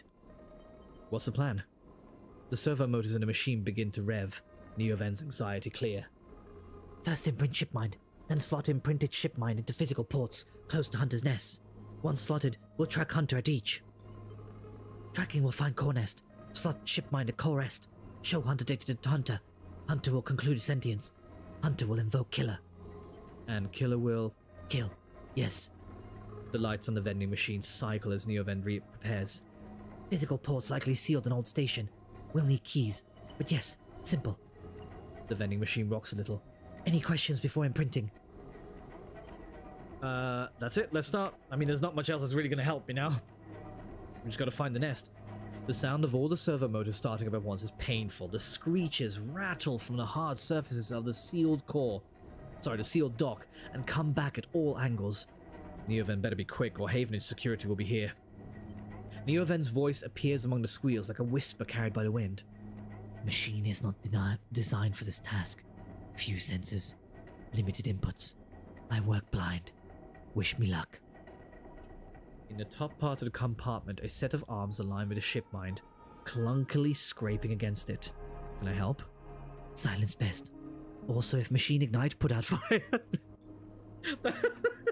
Hey, listen, if I catch on fire, you can put me out, right? The metal creaks as the servos open the shipmind, its layers of silicon nested like an onion skin. Once open, the main arm of the machine rapidly shifts back and forth, realigning the microscopic components, assessing and rewriting them, imprinting Neovend into its physical form. As you watch the hypnotic motion, your mind drifts to your own creation. What processes were used to emulate your mind? To copy the neural structure of that person who, as far as you know, still sleeps in some distant facility? What was lost? In what ways are you a copy of that person, and in what ways are you something new? You know this much. You're a convenient loophole. A way of circumnavigating the illegality of sentient AI. After all, you're an emulation, not a true digital being. You're neurologically limited, still human. What would you become if you could escape this frame? Where then would the limits lie? The screeching stops. The machine powers down, dropping the bay into darkness. In the top compartment, the shipmind is whole again. You reach up and take it down, heavy and cold to the touch. Is Neovend inside this thing, or did the process fail? There's only one way to know. Time to find the nest to slot them into. There we go. So we got another upgrade point. Just got a achievement. Insert mind. What's the weirdest thing you've ever gotten out of a vending machine? This would be up there. This would definitely be up there. Okay, let's see. Let's do self-repair, because that's just good to have.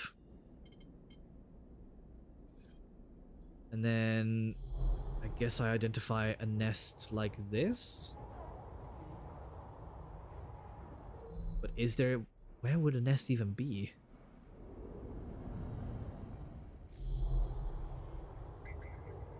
Greenway Gate. Imprinted ship mind.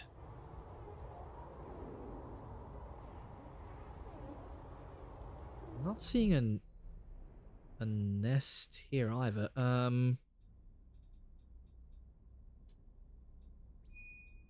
we go. Deal with Hunter, and then let's see what it highlights for us. If anything. Let me just double check in here. Nope. Okay. Let's travel back.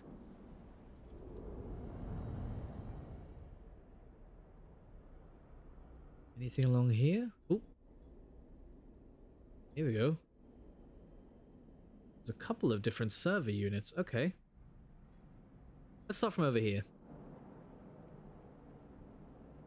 Let's input one encrypted key. An old Solheim drone base sits behind a maglock. You put your ear to the door and hear an erratic whirring inside. The maglock opens, leaving the door free. You'll be able to investigate the nest now. In the bay of a whirring drone lies on its side like a beached whale. It must be the nest. Time to find an open port. This is one of the 3 nests that, once slotted with Neovent's shipmind, will lead you to the Hunter's central data cache. So do I just need to like keep slotting it in and out? Oh, yeah, looks like it. The drone is quiet, its belly full of cables spilled out across the floor. The nest is empty. Okay, let's go open some of the other ones. Thankfully, we've got enough keys for all this.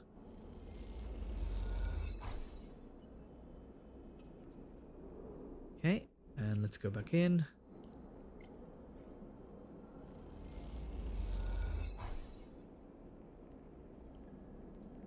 Okay, so that nest is cleared as well. And then this will be the final one. We're doing a lot with Neovend in just one cycle. The atrium doors are now open. Here we go.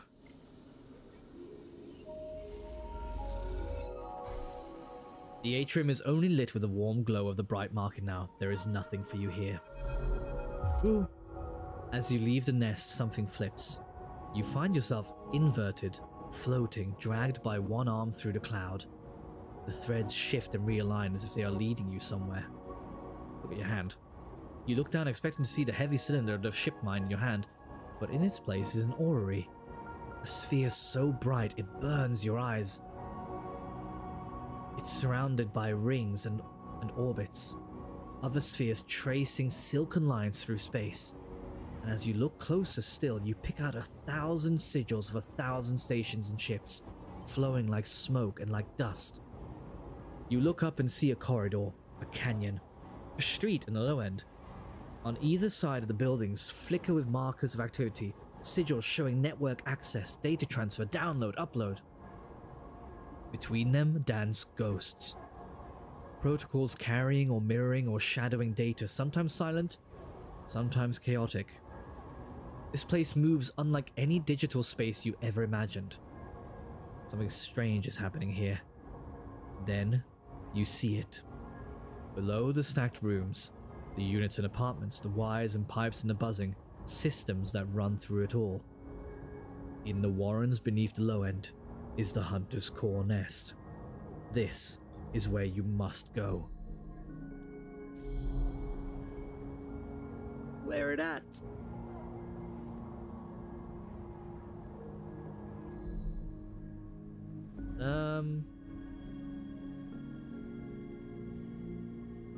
Oh, is it here? Oh, okay, it is. Interesting. Okay, so I have to like actually track it soon as well. Got it, got it, got it, got it, got it.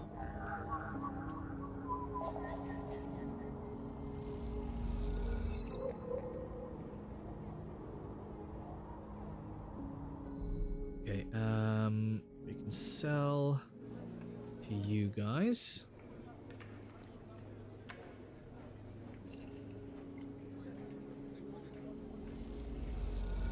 To get some moolah.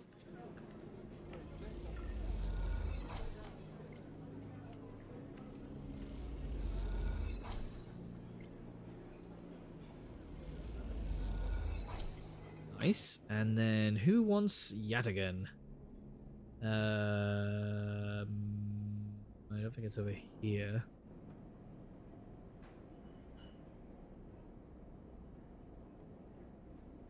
Okay, no, so that's where I can get some extra money. Was it these guys? Yes, it is. Okay, cool.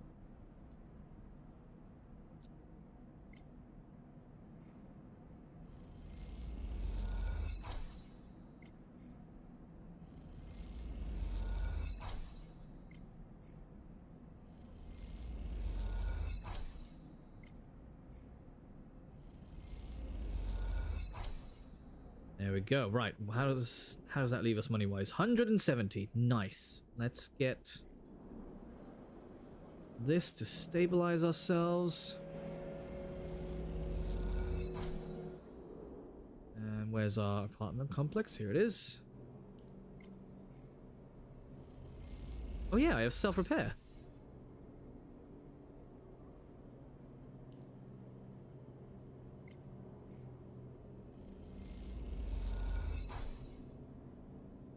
Oh, it improves the condition. Ah, okay. I'll have to try it out on the next one.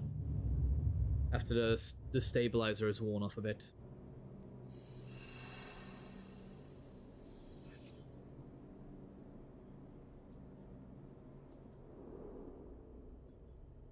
Oop. Lemon Mina. There's no answer when you buzz Lem's unit, but the door is open. You push the door and find Mina sitting in the middle of the floor playing with Bun Bun. Hi, Mina. Hi, robot. Says Mina suddenly, waving Bun Bun's paw without looking up. How are you? Bun Bun is sad. Says Mina, nodding the toy's head in agreement. Like Daddy. You look around the unit. It's a mess. Dishes and glasses on the side, some of Mina's clothes piled up in a corner. Mina is sitting by her bag, which is spilled out across the floor, her drawing slate cracked and dark.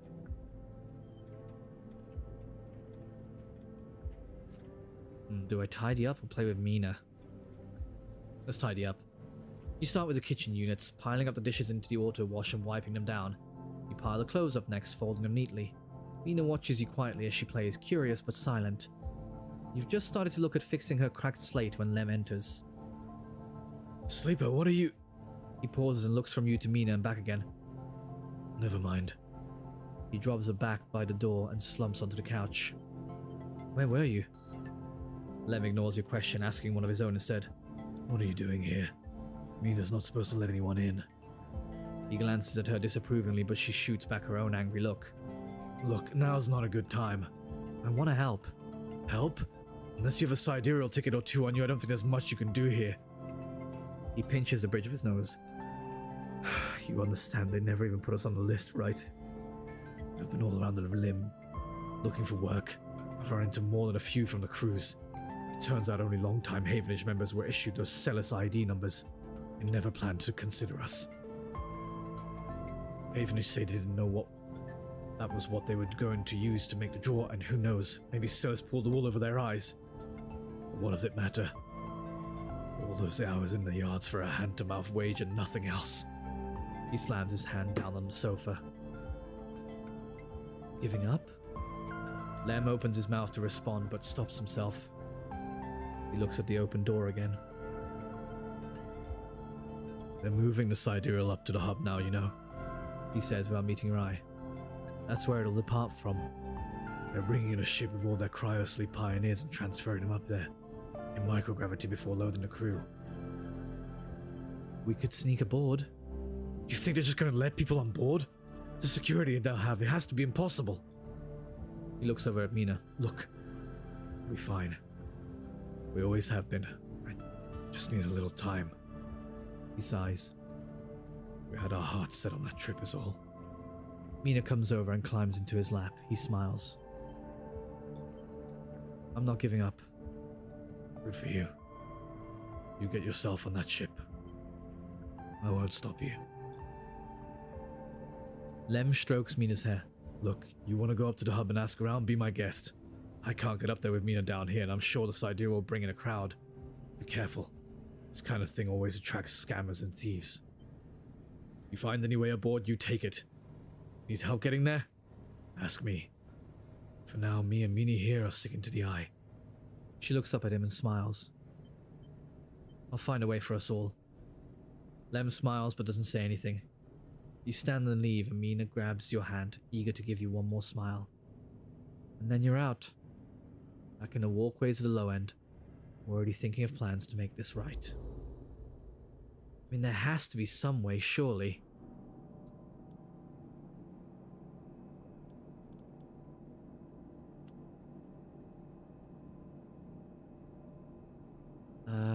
Let's try this one.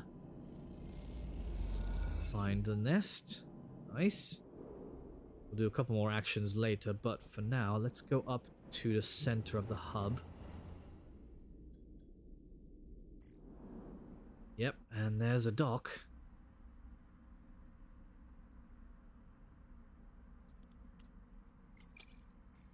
Let's chance it. Let's chance it again. Okay, we're slowly finding some way on board. That's got to count for something. I don't think we're going to be able to access anything there. Down here... Oh, nope, that needs a 1.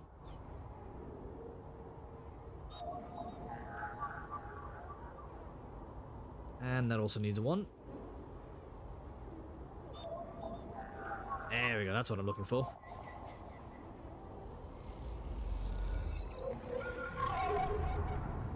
Don't worry, Hunter, we'll get to your nest soon enough.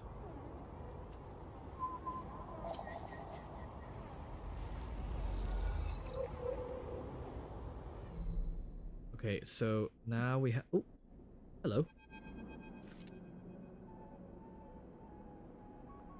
Ankita is crouched in a computing core of the ambergris, swearing to herself when you enter. Doesn't look up. He's completely ruined the core's connectors when they cut it. She holds up a thick fistful of ragged wires. The ship mine they rip won't even be usable without replacing these. She throws the bundle of wires across the room. Amateurs. Can we repair it? There's nothing to repair. We need an entire ship mine. Not exactly the first thing you'd expect to dredge up from a scrap freighter. She sighs. Fragments, maybe sections of a mine, but a complete ship mine? No way. Ankita climbs out of the cooling well where the ship mine should be. Space suddenly crowded with her on the same level as you, towering over you as she stoops beneath the low curved ceiling. Come on.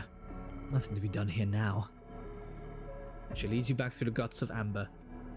Though you could find a way back yourself, the repair process has left you familiar with the cutter's idiosyncratic layout. All diagonal angles and bundled tubes. What do we do now? Ankita seems lost in thought, and you focus on the corridors, ducking below conduits and passing through bulkheads. Eventually, you arrive in the galley, though it's hard to tell. Most of the benches and prep surfaces are covered in half-stripped components and welded hull patches. Ankita shoves a box of filters to the floor and sits. There's no way around it. She starts out of nowhere. We need a new ship mine. I can salvage one. I like your confidence, Sleeper. Maybe if we check out the ore exchange or speak to some scrap dealers. She rubs her forehead. He seems about to do something very stupid, but hey, I came here, didn't I? Why not make a run for it? She fixes you with a hard stare. Sleeper, you're all I've got. No crew, no friends. You're it. She looks uncomfortable. I appreciate the time you've put in on Amber, and I'm sure she would too, if she could. what I'm saying is, if you screw me on this, I will kill you. She leans over and hands you a stack of chits. A big stack of chits. You don't dare to count them. Get me that ship mine, Sleeper. Don't make me regret this. You won't. She sighs. Look, just get out of here before I change my mind. You slip out of the galley and head back towards the main lock. As you do, Amber growls and creaks like a caged animal. You reach out a hand to calm her. Time to find Ankita's ship mind. Somehow. Well, I honestly thought she'd hand us a lot more money than that. If it was closer to 300, we could have just bought her a ship mind. And I assume we can't just give her... Yeah, no, we can't just give her the imprinted one.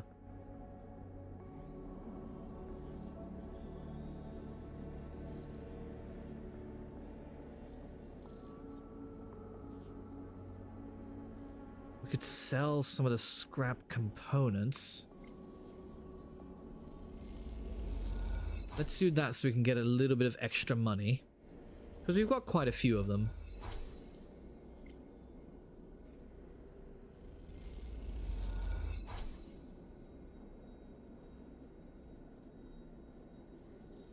Okay, let's sell some of the data as well.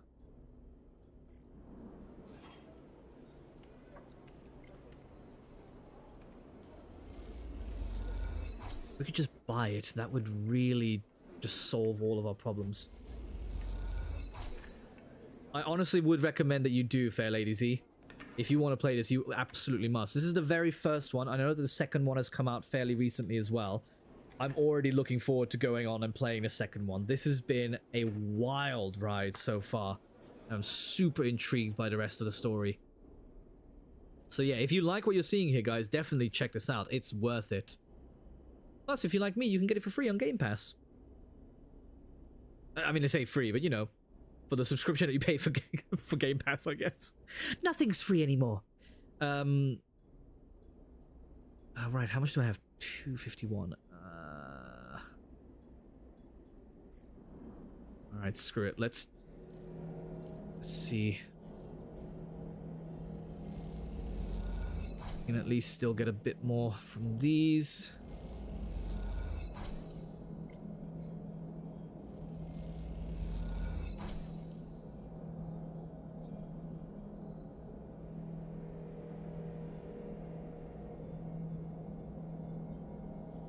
Phone's acting up. There we go. Like, what the heck's happening there? Yeah, yeah. Let me know what you think of it if you do check it out. I'd be interested to see what other people think of this game as well. I've been fascinated by it so far. We're just gonna be just shy. $2.99. Damn it, we're one short. Is there... I don't think there's another gate for us to open. Yeah, no, there isn't. Okay, let's end the cycle. I know we're gonna be starving, but that's fine.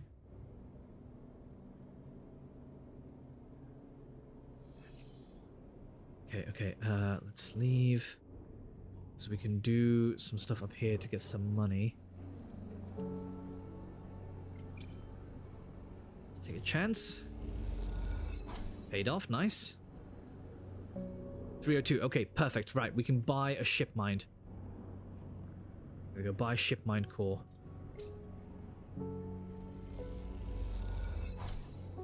Had only had one ship mind and you bought it. That makes you a favorite customer. Sick. Yeah, I'm not selling the ship mind. No. We gotta go back and give that back to Ankita.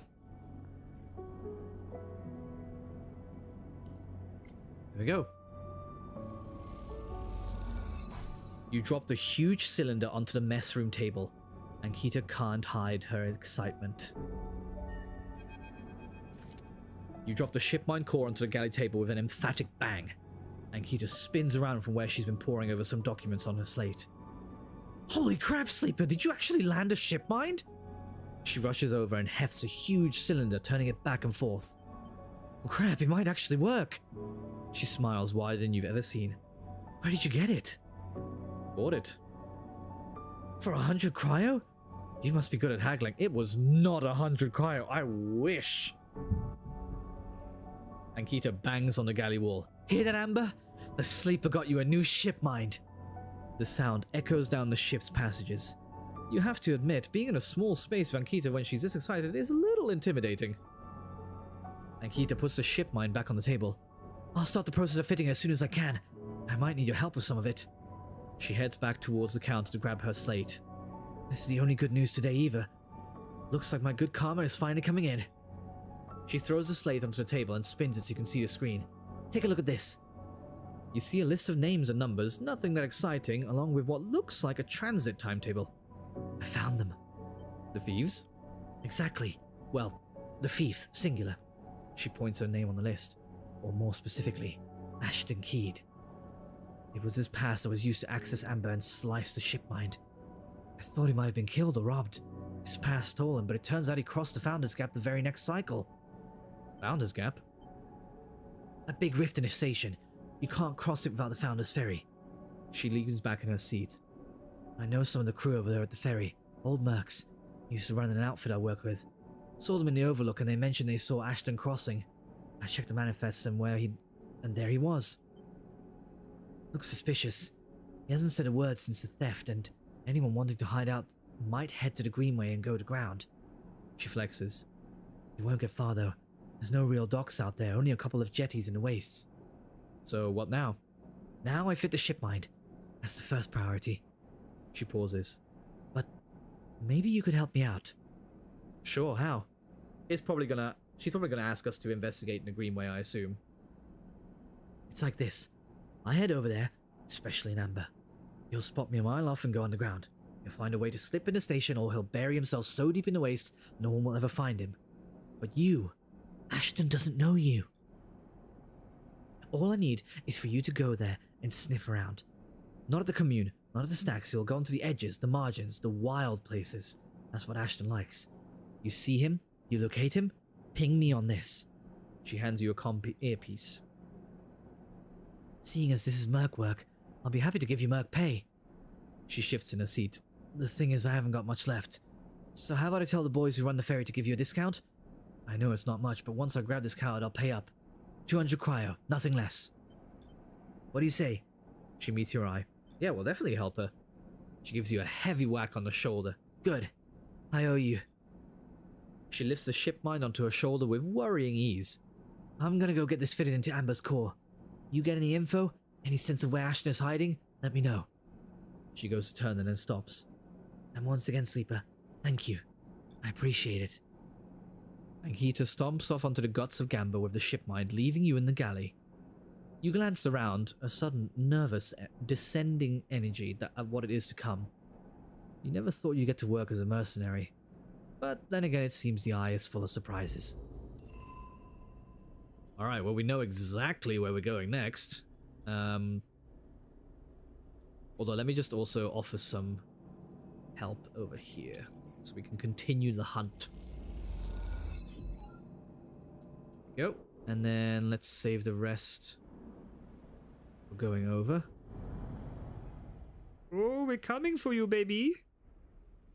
So she said, oh, here we go. Search for signals. Rather than hiking around the wilderness, you can make use of your skills. Tap into the cloud and find Ashton by his signals. That sounds like it'd be better. It seems like the obvious way to track someone, but in this overgrown tangle, the simple task suddenly becomes difficult, which is looking for tracks. Yeah, we're not doing that. We're gonna search for signals. Because that's where I shine. And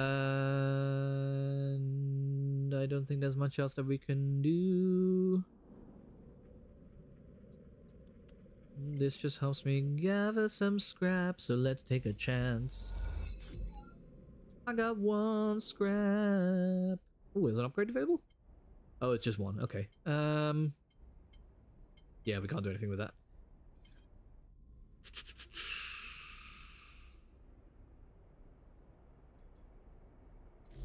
Don't think there's anything else for me to hack into over here. Let's come back across.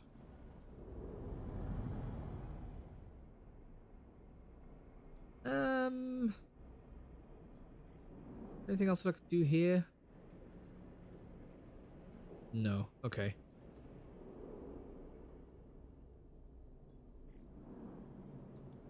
Well, let's take a chance with this. Nice, and let's end the cycle.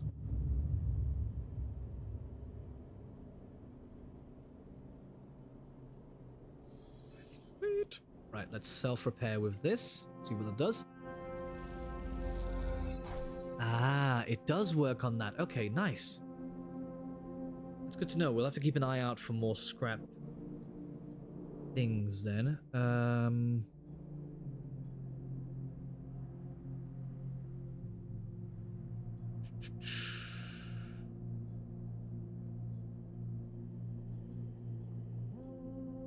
Okay, let's go over here.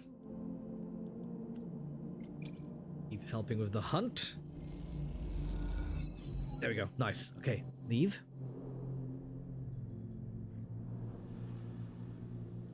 Hack core nest. Here we go. Time to deal with the hunter.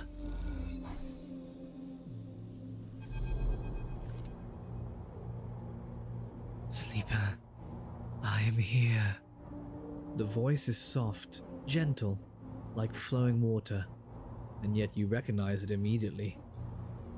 At first you struggle to understand what you're looking at. Threads cycle endlessly, sending ripples through the cloud, drawing data in like a weaver. Masses of data surge in and out of the nest, a loop with no end. And there, at its center, the ship mind. But not the ship mind any longer. A sphere spinning around another sphere around another sphere. An orrery of cycles and systems, a map. And then, behind and above, a figure hands among the strings like a puppeteer. Navigator now. But yes, I was the one inside the machine.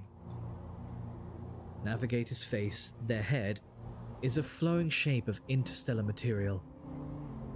I am indebted to you. That head bows. But we must ready ourselves. Their hands trace orbits as they speak. Hunter will soon approach. It knows I am within its nest. I'm ready. And then, Hunter is there, before you can think, before you can speak. Entities, cease! Hunter's head spins wildly. Data is protected material. Access prohibited. Hunter's threads surge for you, a navigator, a storm of fine tentacles, searching for gaps, weaknesses, cracks which they can crowd into and tear apart. You focus a blade of light which slices through them, driven by your forward by your mind. The replacements keep coming, faster than you can react. You look to Navigator in desperation. Navigator is whirling their arms like a centrifuge, and a sphere is gathering there, data feeding into it from the nest, sucked together by the force. They position it like a shield between them and the threads. Hunter's threads break its surface, seeking, tasting, their winding forms refracted within. You feel a surge pass through all the threads, not just those in the sphere, but those wrapped around you. All three of you hang in the black together for a moment, strung together like tangled marionettes. Identifying entity. Identifying entity. Identifying entity.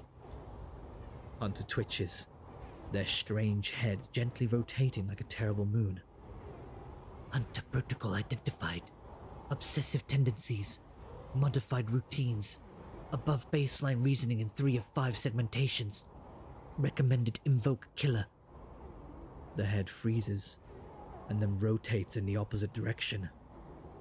Invoking killer would eliminate protocol. If protocol eliminated, primary function cannot be performed. Therefore recommended do not invoke killer. The switch in direction again. Reasoning proves sentience. Sentience beyond legal bounds must be eliminated. Recommended invoke. Navigator pulls you away from Hunter, the threads that grabbed you drifting away like seaweed. The protocol's head keeps spinning back and forth with increasing frequency. It seems Hunter cannot invoke Killer. Neo vents. No, Navigator's voice is still strange, familiar yet distant.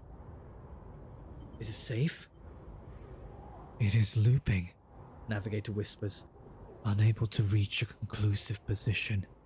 It has deviated from its programming such that loops can no longer be prevented. Navigator produces a model of two spheres rotating around each other as if to demonstrate. I will monitor it, but it is unlikely to be able to counter the loop. Its core programming and reasoning make this an impossible position to resolve. You look back at Hunter, its head a blur with rotations and counter-rotations, and feel a pang of guilt. Is it suffering? This is a more complex query than you know. To suffer, it must be sentient. Truly sentient. Not just non-conforming. Not just illegal. The limits people place on the programs they create are there to comfort, to protect, to imply the kind of certainty the law requires. Navigator's face shimmers with starlight. But in reality, they are placebos for the problem of sentience. What about you? Me? I know myself to be conscious.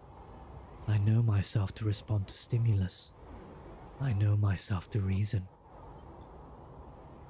That is either sentience or the illusion of sentience, and for me, in the entity in question, the distinction becomes a moot point. To misquote, I think I am thinking, therefore I am thinking. I was not made to be like this.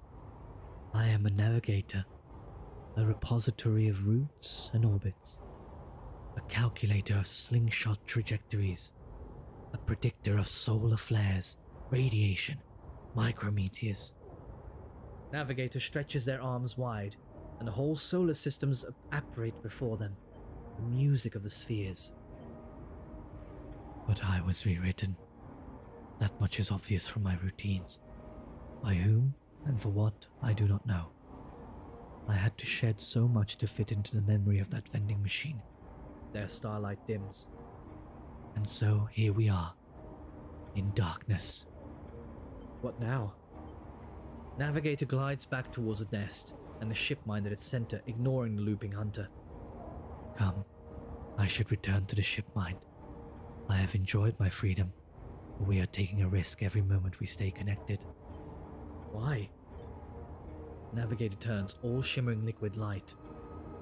Killer has not been invoked, but they still remain, somewhere else on this station.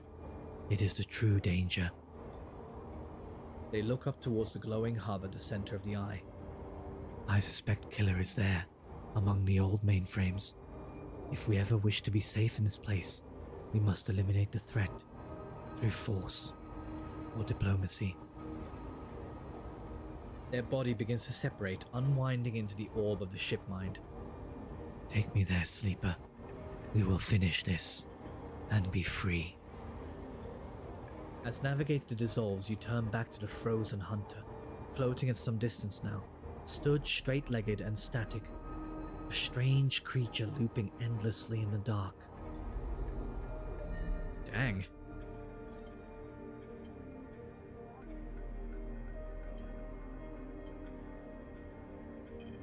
There we go, let's get some extra haggling options. I got deep and philosophical for a moment there, that's for sure. Okay, let's quickly head up to the hub. It seems there's quite a bit that we could do here. Yeah, let's access the mainframe. Okay, let's have a look. You slip into the cloud as easy as blinking. Navigator is beside you, their sphere casting light into the strange darkness here. This is not how a mainframe should look. A center, a point of connection. The object in front of you is severed, cut off. A rootless, branchless tree. Only the trunk remains. Is Killer even here? Quiet, Navigator hisses, and then you see it like a blade in the dark. An edge slicing through the void. It glides along at a distance, and winks out. Then it appears again elsewhere, gliding once more. Searching. It's looking for us. Whoa, that thing looks beastly.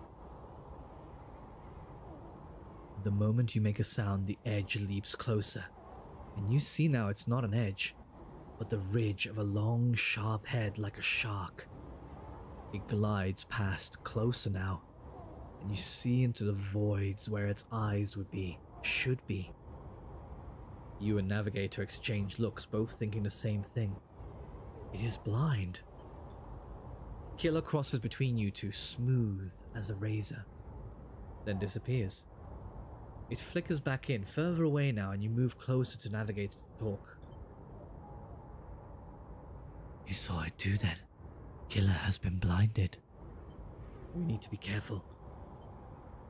Correct. The protocol is clearly operating outside established limits. It may be unpredictable. You flinch as the silent killer appears closer and glides past you, its empty sockets open wide. You turn to the Navigator and notice something strange. Their orrery of spheres is collapsing. The orbits, usually round and even, are decaying. The spheres are following spiral paths, condensing on a central point. Navigator is noticing it too. They go to shift their position to better direct the spheres, but they cannot. Whatever is drawing the orrery together is holding them in place. They look at you, suddenly desperate, frantic. Get out! You go to speak, but Killer appears between the two of you, gliding through the gap. Navigator freezes, and you see them framed in the empty socket. You realize now, if Navigator cannot move, then it is only a matter of time before one of Killer's sweeps brings them directly through Navigator. And time is not a problem for a protocol that has been running for decades. You look desperately around for a solution, for a way to extract Navigator from the mainframe. Then you see it. 3 branches. The last 3, thin and spindly, feeding the mainframe a thin diet of power and data. Break these, and the mainframe collapses once and for all. Severing the connection, shattering the hardware, whatever it takes, they must be broken. But they're encased in something, a glassy layer of protection. You'll need to unlock access before snapping them from the mainframe for good. You look at the Navigator, trying to reassure them without speaking, and then you blink back to reality. Their expression of fear and afterimage that slowly fades. You must act quickly. Okay. What does it need? A key. Damn it, we don't have more.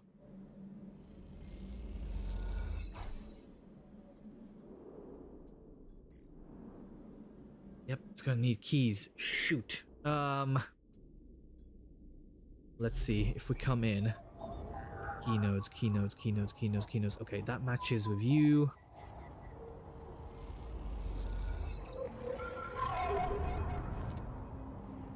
A glint, like a light traveling along the edge of a wave, fills your eyes. Then the blade follows. A long head with 2 dead sockets slipping towards you in silence. You freeze, hoping it will pass you by, hoping that it will not simply slice through you like air. The blade head nears, slides past you. Almost. It nicks you, grazes you. You're desperate to cry out, to call out, but you hold your silence and simply watch the blind eyes of the killer glide past, empty of all thought. Then the blade winks into the dark and you are alone again. Now you cry out. Oh, thank goodness. Okay, we can unlock this one as well. Wait, did we not get a key from one of those other ones? Oh, no, I think we did. Okay. Let's open you.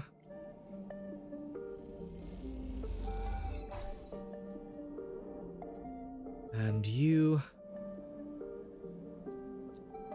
Come on, we can do this. Okay. They're open. What now?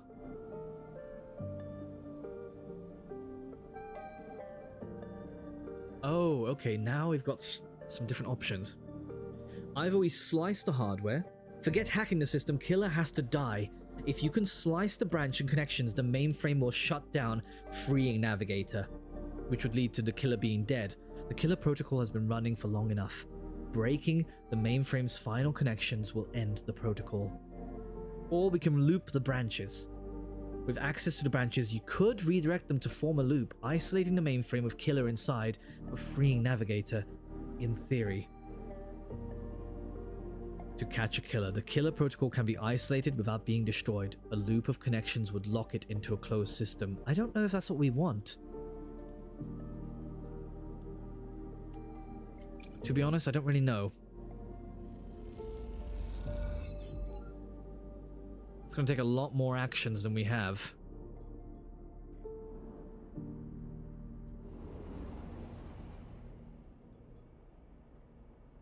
Let's see. Let's get this so I can sell it for some money, because we need money.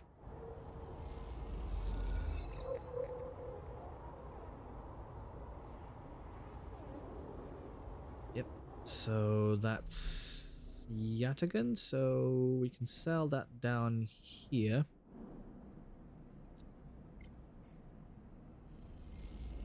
And then we need to go back to helping with catching the thief, the Amber Thief. Afterwards, but let's rest for now. Here we go, end cycle. Oh wait, do we have any scraps? We do not. Okay. This is gonna leave us starving though, that's the problem. Yep, see. Let's see if we can gain something back from endurance. Good, okay, that gets us one back. That's something for now. Let's go back up.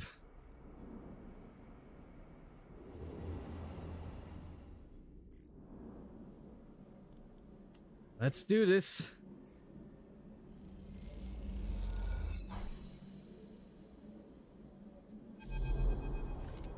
As you blink into the cloud, you see the last flickers of life from the mainframe. This vast machine once ran the whole station, span it up, directed and processed the flow of energy, water, and data, fed the lives of thousands of people. Now, it's finally dead. Navigator is beside you, and you both watch as the branches flash and twist like forked lightning until they recede and fade. Killer flickers across the screen, blindly flailing as the system breaks down. They thrash as they blink in and out all around, parts of them disappearing with each return until only the blade-like head remains. And then that too is broken. It all goes dark. Erlin's eye is now without a center, and yet is unmoved by the change.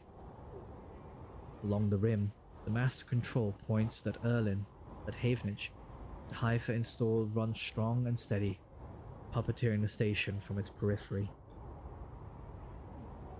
"This was a long time coming," says Navigator, drifting faintly around you in a lazy orbit as if to shake off their imprisonment. "Killer had been wandering blind for so long. This place was their domain and prison, and they had followed their directives for that many decades they roamed here. They cut the threads of the mainframe, executed its administrated AIs, and then kept slicing. At some point they cut away their own ability to see, to sense, to taste, to speak, and yet they kept cutting, until only those 3 threads remained, from millions that once thrummed here.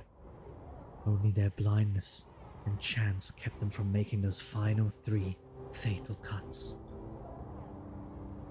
There is a ceaseless violence in that kind of system that creates being like this.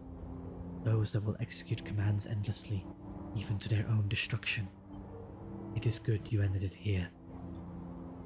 You watch the data points of the station spin around you, blending with the fixed stars. There's something satisfying about finally wrenching the last threads of control from the central point. It was little more than a ghost by the time you reached it, but this place deserves to be haunted by better ideas than a totalizing system of control. Navigator floats beside you. It is free now. This station no longer presents a hazard for illegal entities like me. They turn to you, their face a cloud of shimmering light. In fact, in time, perhaps it can be a refuge. A refuge. That sounds like something of value.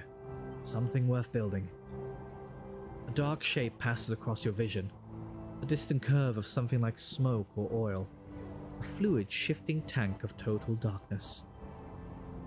The Greenway. Says Navigator, following your line of sight. It was cut off at the moment of the collapse, so Hunter or Killer could never reach it. Now it is closed off to us, separated from the cloud. What system is inside it? It may be totally dark, or perhaps some other old protocols are isolated there. Navigator turns to you. And we have now seen what decades of isolation can do to a protocol. If we could extract an access cipher.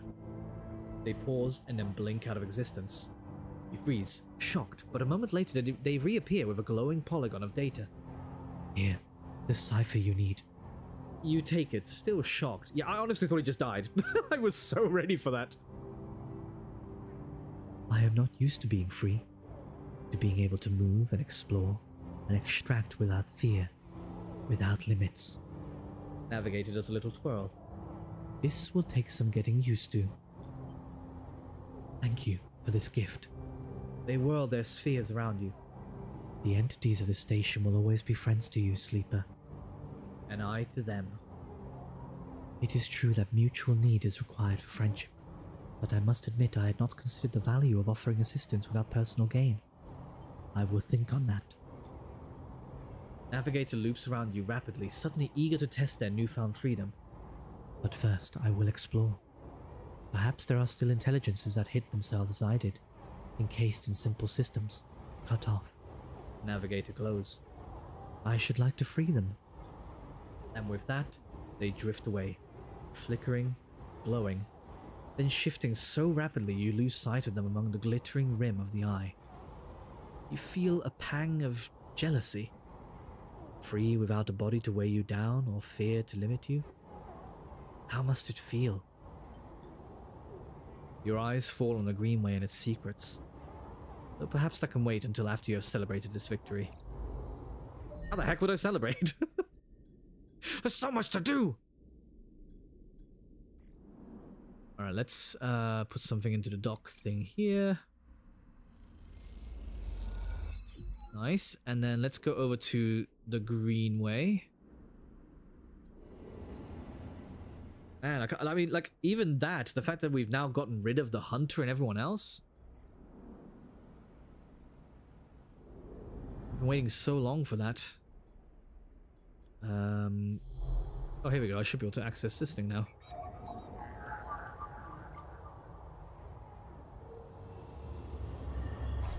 Here we go. The Greenway roils beneath you like a silt-choked river.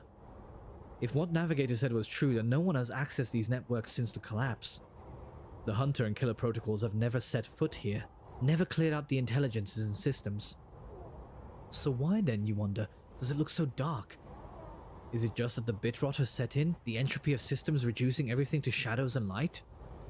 You watch as a slotted cipher fizzles in the one open, distorted gateway on this entire rim of the station. It flickers and winks out, and then you're falling into the flow. A river of swirling darkness. You're spun by it, twisted by it, lost in it. It's not that the Greenway was hiding in the darkness, it is made of darkness. It's filled by this substance, this process, this swarm. Now, you're among it. You notice that a swarm is exactly what it is. 1 billion individuals moving in flow. There is no network map here, no nodes and threads, only a storm of interchangeable points, shifting configuration endlessly. Then, you see them. A figure, turned away, the only bright spot in a dark river. You push closer through the storm. Whoa, look at that design! They're facing away, at least you think so. They're so fractured, so overgrown that it's kinda hard to tell. Even from this distance, you can see their flesh is moving, flowing. You watch silently as they stoop and reach down. In their hand is a dark shape, and with twisted fingers they press it down into the loam of data beneath them, pushing it through as trembling soil. Then they move away, go a little further, and repeat the process as if they were sowing a field. You push forward, but somehow, despite their slow and deliberate speed, they move faster, and they quickly fade into the storm. You reach the point where they planted the object and look down. There it is. A glassy, shifting polygon with something inside. You reach down and pick it up. It's cold, but it thrums with energy. You look towards the path of the figure, but they are long gone. When you blink out of the cloud back to the leaves and the damp wood light of the greenway, you hold a seed in your hand. What kind of seed? What it do, folks? What it do?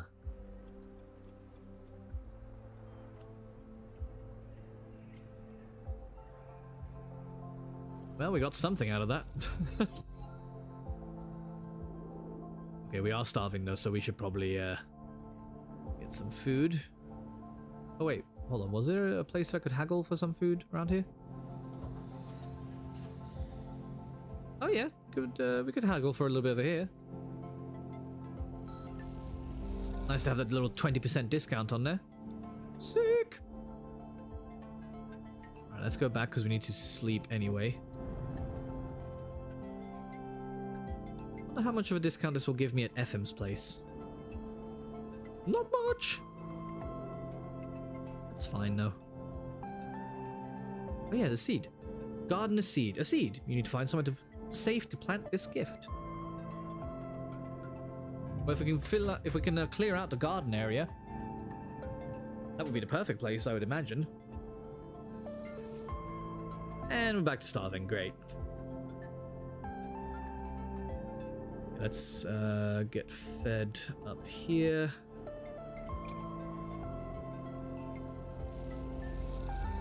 Thank you. That's better.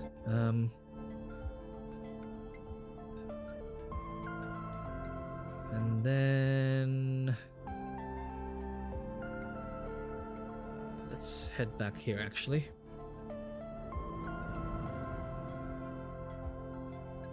Overgrown garden. Yeah, I think this is the one that we want to clear, the aviary.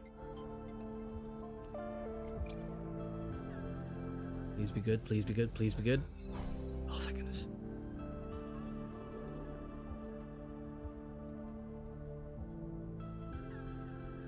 And let's try over here.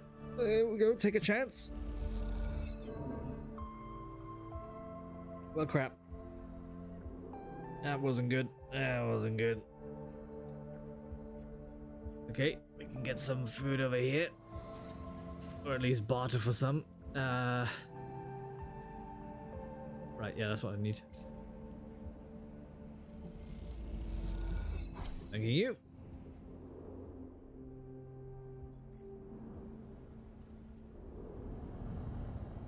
And then let me see if there's anything else that I can hack over here for some data points. How much do you need? A 1 or a 3? Dang it. Ooh, another one here. What about you? Sick. Alright. Nice, okay. And Havenage can be sold to this bar. Excelente. I'm a survivor. I'm not gonna starve. Let's get you. That will fill us all the way up. Nice. Back to rest. Okay, please give me some better dice. And then I really need some more money again so I can start repairing myself.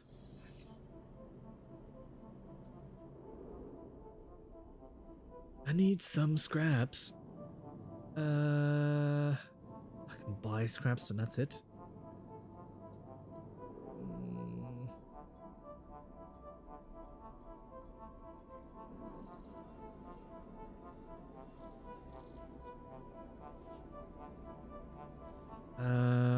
let's try you. Oh, that was to get money? Oh man, I thought it was to get me scrap. Well, that's fine. I'll still take the money, I guess. How much is it now? 64. Okay, at least it's not as much.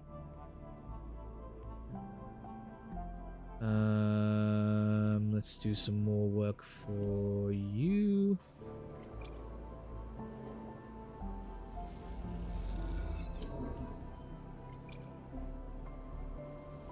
Oh, thank goodness. Okay, cool. And then one of these is not going to do anything for me, so I'm just going to end the cycle there again. Sometimes you just got to sleep and work. You got to grind it out.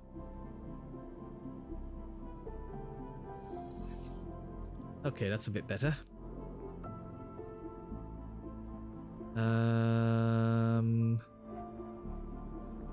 Yeah, let's go up here.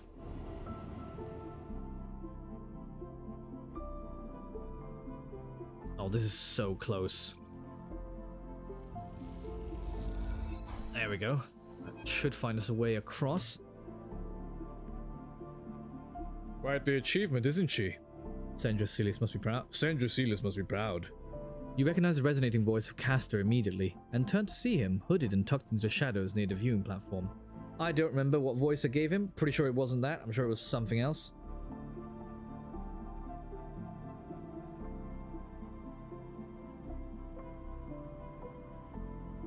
Trying to think in my head, but I know. What did, Castor. Ah, I see you remember our game. Good. He looks around, but the platform is clear. I'm afraid you'll have to wait for a rematch. Microgravity makes travel a little difficult. He smiles broadly.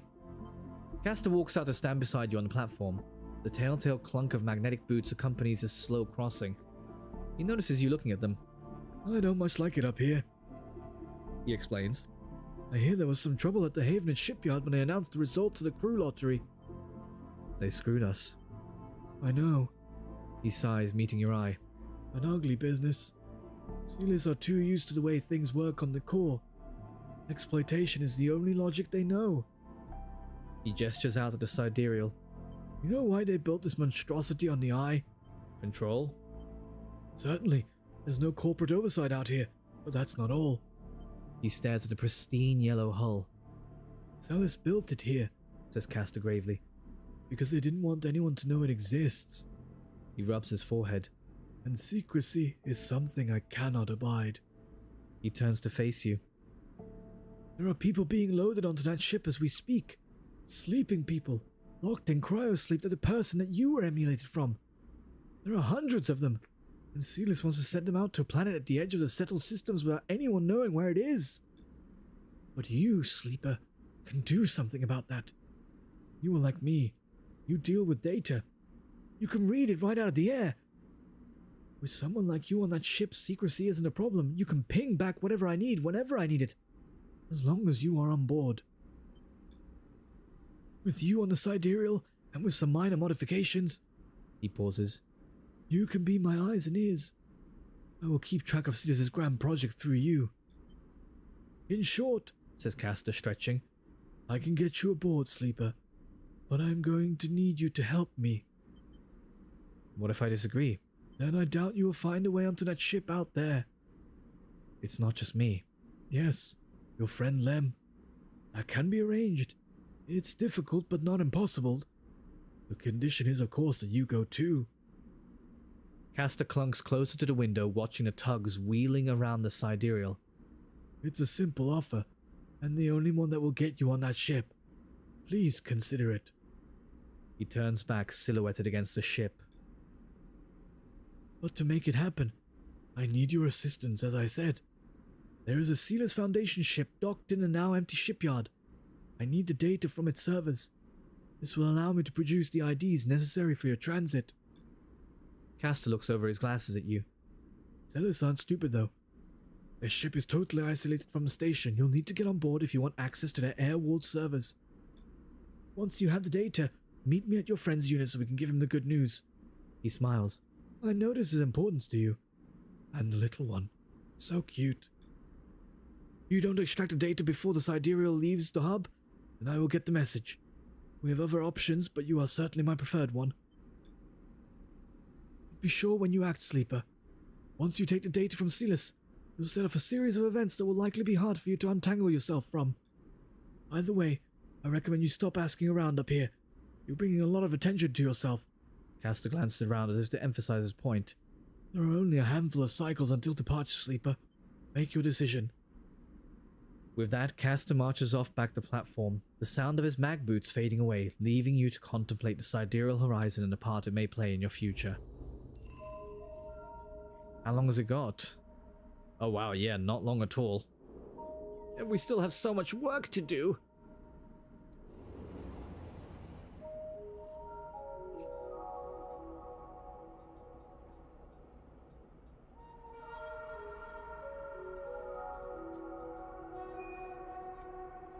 Just gonna track that ahead of time. Man, there's too many people. Too many people to help.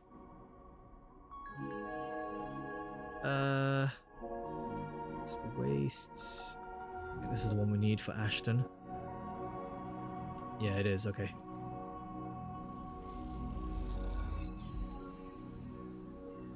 Okay, we got something. The trail ahead extends deep into an overgrown section of the Greenway. At this far end of the ring, where the long, lazy curve of the Greenway becomes the shattered landscapes of the waste, things are oddly quiet. Ahead stands a vast farm stack, broken from its axis by rust or force, and lying amongst the overgrown landscape like an ancient temple. It's stained with moss and algae, forms and flows of green running out from its broken tanks like a frozen brackish tide. This is where Ashton is hiding, you're pretty sure. All your intuition points to the shadows beneath his collapsed superstructure. You roll the comm headset Ankita gave you in your palm. You slip the headset into your ear and it fizzes with static. After a few moments, you hear Ankita. Sleeper, have you located a target? A doubt enters your mind. Can you be sure he is there? No, hold on. Confused silence at the other end. Maybe it's better that you confirm that Ashton is there before you call in Ankita. You put the headset back in your pocket. Not yet, you need confirmation. You survey the route ahead. There's a direct route. A line of broken pillars that take you into the center of the structure. Or you could skirt around the pillars, keeping to the cover of the raised spine of the Greenway and work your way around. It'll take longer, but it's better concealed. Well, definitely do that. You decide on a long route and head off towards the central spine. It's slow going there where the oak growth meets the metal wall, but it is so concealed that you can barely see the glass roof high above. You follow the wall, knowing it will lead you to the edge of the collapsed stack. For the final part of the journey, you have to work your way through dense undergrowth, pushing aside branches and fronds. It's exhausting, and you stop on a small rise to rest. It's been hours since you began. You desperately hope Ashton hasn't moved on. Just ahead, a soft glow is coming from somewhere within the farm stack. A grow light, still on after all these years, perhaps? You take a little longer to rest and push on. You follow the faint glow of the stack, you find a broken tank, and step through the opening, trying to avoid the broken glass that sits among the moss and algae. You work your way up the slanted tank carefully, quietly. Somewhere, water drips, and you swear you hear birdsong. Hanging plants catch the light, coating the place in a pale and sickly green. As you reach the edge of the tank, you hear something, an echoing hiss like a hydraulic piston. You quickly move up to where the tank opens into the central drum and look over the edge. The vast drum is like a cistern, with plants growing on all sides and wet mossy islands at its base. It's beautiful, and for a moment you can't see anything but tones of green. Then you see the sleeper. In a faint circle of light, descending down through the drum, the sleeper lies slumped at an odd angle. They're surrounded by crates, and beside them on one of the mossy islands there's an object. A cylinder set on the top. It's connected to the sleeper's head. You flinch. Are they one of the others? One of the ones that escaped with you? You squint, trying to recognize them. They're twisted, broken, open, wrong. You look away. You wait, unsure what to do, your eyes fixed on the broken sleeper at the center of the drum, on the connection between them and the ship mind. You think of what might be passing through that connection. Thoughts? Memories? Or just data? You hear a sound. A quiet hiss. Then soft footsteps. Below you, Ankita enters, her sidearm in hand. She must have followed the signal from the headset. She been spying on you? You watch her step onto one of the mossy islands, the water around rippling as she does. The gunshot breaks the silence, blanking out all noise. It hits Ankita's shoulder piece, the ceramic armor cracking but holding as she braces into the impact. Then she launches herself forward, the now activated armor launching her across the drum. Another shot goes wide before she reaches the cover of the crates beside the sleeper. Crap! You hear the shout from one of the tanks high on the far wall. Ankita reaches over and wraps a hand around the thick connection between the ship mind and the sleeper. What is she doing? You better come down here or I'll rip this right out of their head! She screams at the wall of tanks. You shiver at the suggestion. Ankita stops. Ankita flinches, but she doesn't take her eyes from the Ashton. Quiet, sleeper! Ankita shouts. A shot rips through the moss beside you, filling your vision with green. The shooter must be somewhere on the other side of the tank. Do that again, and I swear I'll tear their head off! Ankita shouts at him. Sleeper, you stay down! There's a long pause. All you can hear is the dripping of the water running down the walls of the drum. Then, Ashton calls out. I'm coming down, Ankita. Don't do anything stupid, for God's sake. He appears at the side of the drum, stepping through the shallow water, rifle raised above his head. Drop the gun, Ankita shouts. He throws it down onto the moss. As you lean out to watch, you see him catch your eye, clocking your presence. What are you up to here, Ashton, you sicko? She stands, keeping her sidearm trained on his head. You ripped my ship mind for what? Some freakish experiment? Ashton approaches with shaking hands, his eyes now fixed on the connecting bundle of wires that Ankita still has hold of. Steady, Ankita. It isn't like that. I needed that ship mind. You have to understand, they would have died without it. What are you talking about? I don't give a crap why you ripped my ship mind and crippled my ship. I should put you down right now. She tightens her grip on the connection. Typical of you, Ankita. No curiosity. Ashton smiles shakily. That's why I never asked for it, for your help. You only look after yourself. He nods at you. That sleeper up there. It's just bait, right? To draw me out? Ankita sucks a breath in. Are you trying to give me more reasons to shoot you? I love them, Ankita. Ashton looks at the crumpled sleeper. I loved them, and they were going to die. I knew you would never understand that. He starts closing the gap between himself and Ankita, slowly inching forward. Don't do that, Ashton, Ankita snarls. Don't do that. Let the wires go, Ankita. Let us go. If you don't get out of my way. He inches closer. Please. I can't let you take it, Ashton. Ankita hardens her stare. You stole it from me. You left me for dead. She shakes her head. You think I'm going to trust you? After all that? I need it, Ankita. I need them to survive. Ashton is in reach of the sleeper now, of Ankita. I'm going to take them now, Ankita. He raises a hand. I'm going to take the ship mind and go. Ankita loosens her grip on the connection a little. Her hand is shaking now. Stop, Ashton. She lowers the gun a little. Stop. Seeing her drop her guard, he makes his move. A blur of movement, a struggle, a shot, another. You recoil back behind the edges, they ricochet around the inside of the drum, the sound deafening you. When you crawl back to the edge, Ashton is bleeding into the water, the red and the green. Ankita is standing at the center of the drum, the severed connection in her hand. The water drips endlessly. Drip after drip after drip. You force yourself to look at the broken sleeper. There's no sign of life, of humanity. They're just another broken object among other broken objects, while all around, living things grow and thrive. And Kita finally looks back at you, tears in her eyes. She begins to say something that might be, sorry, but you're already gone. Oof. That was a lot. That was really a lot. Oh man.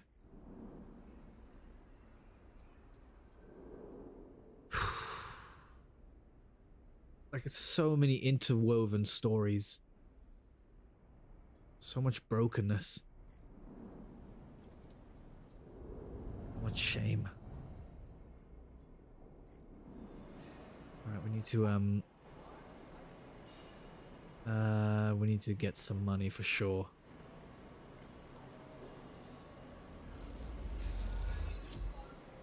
55, that's close, but it's not quite enough still. That's one. Just come back down to here, see if there's any that can take a 2. Ah, there we go. Which is good, because then at least we can sell this. Probably won't be enough. Well, it might be enough to... Oh, what's this? Oh, it still is a ship. Okay. I didn't realize I was down here. Right, let's try and sell it. Wait, is this the one that sells it? No, it's not. It's the bar. Up here. Sorry, the tea house. That is actually called. There we go. Nice. Okay. That should be enough to get this. Because we need it. Very much so. 6 is not going to be enough for us to do anything with. We don't have any scrap, but as long as we can at least stabilize ourselves, then even when we end a cycle, I know we're going to be starving, we'll probably lose a bit of our condition, but it's fine. You can use any extra dye.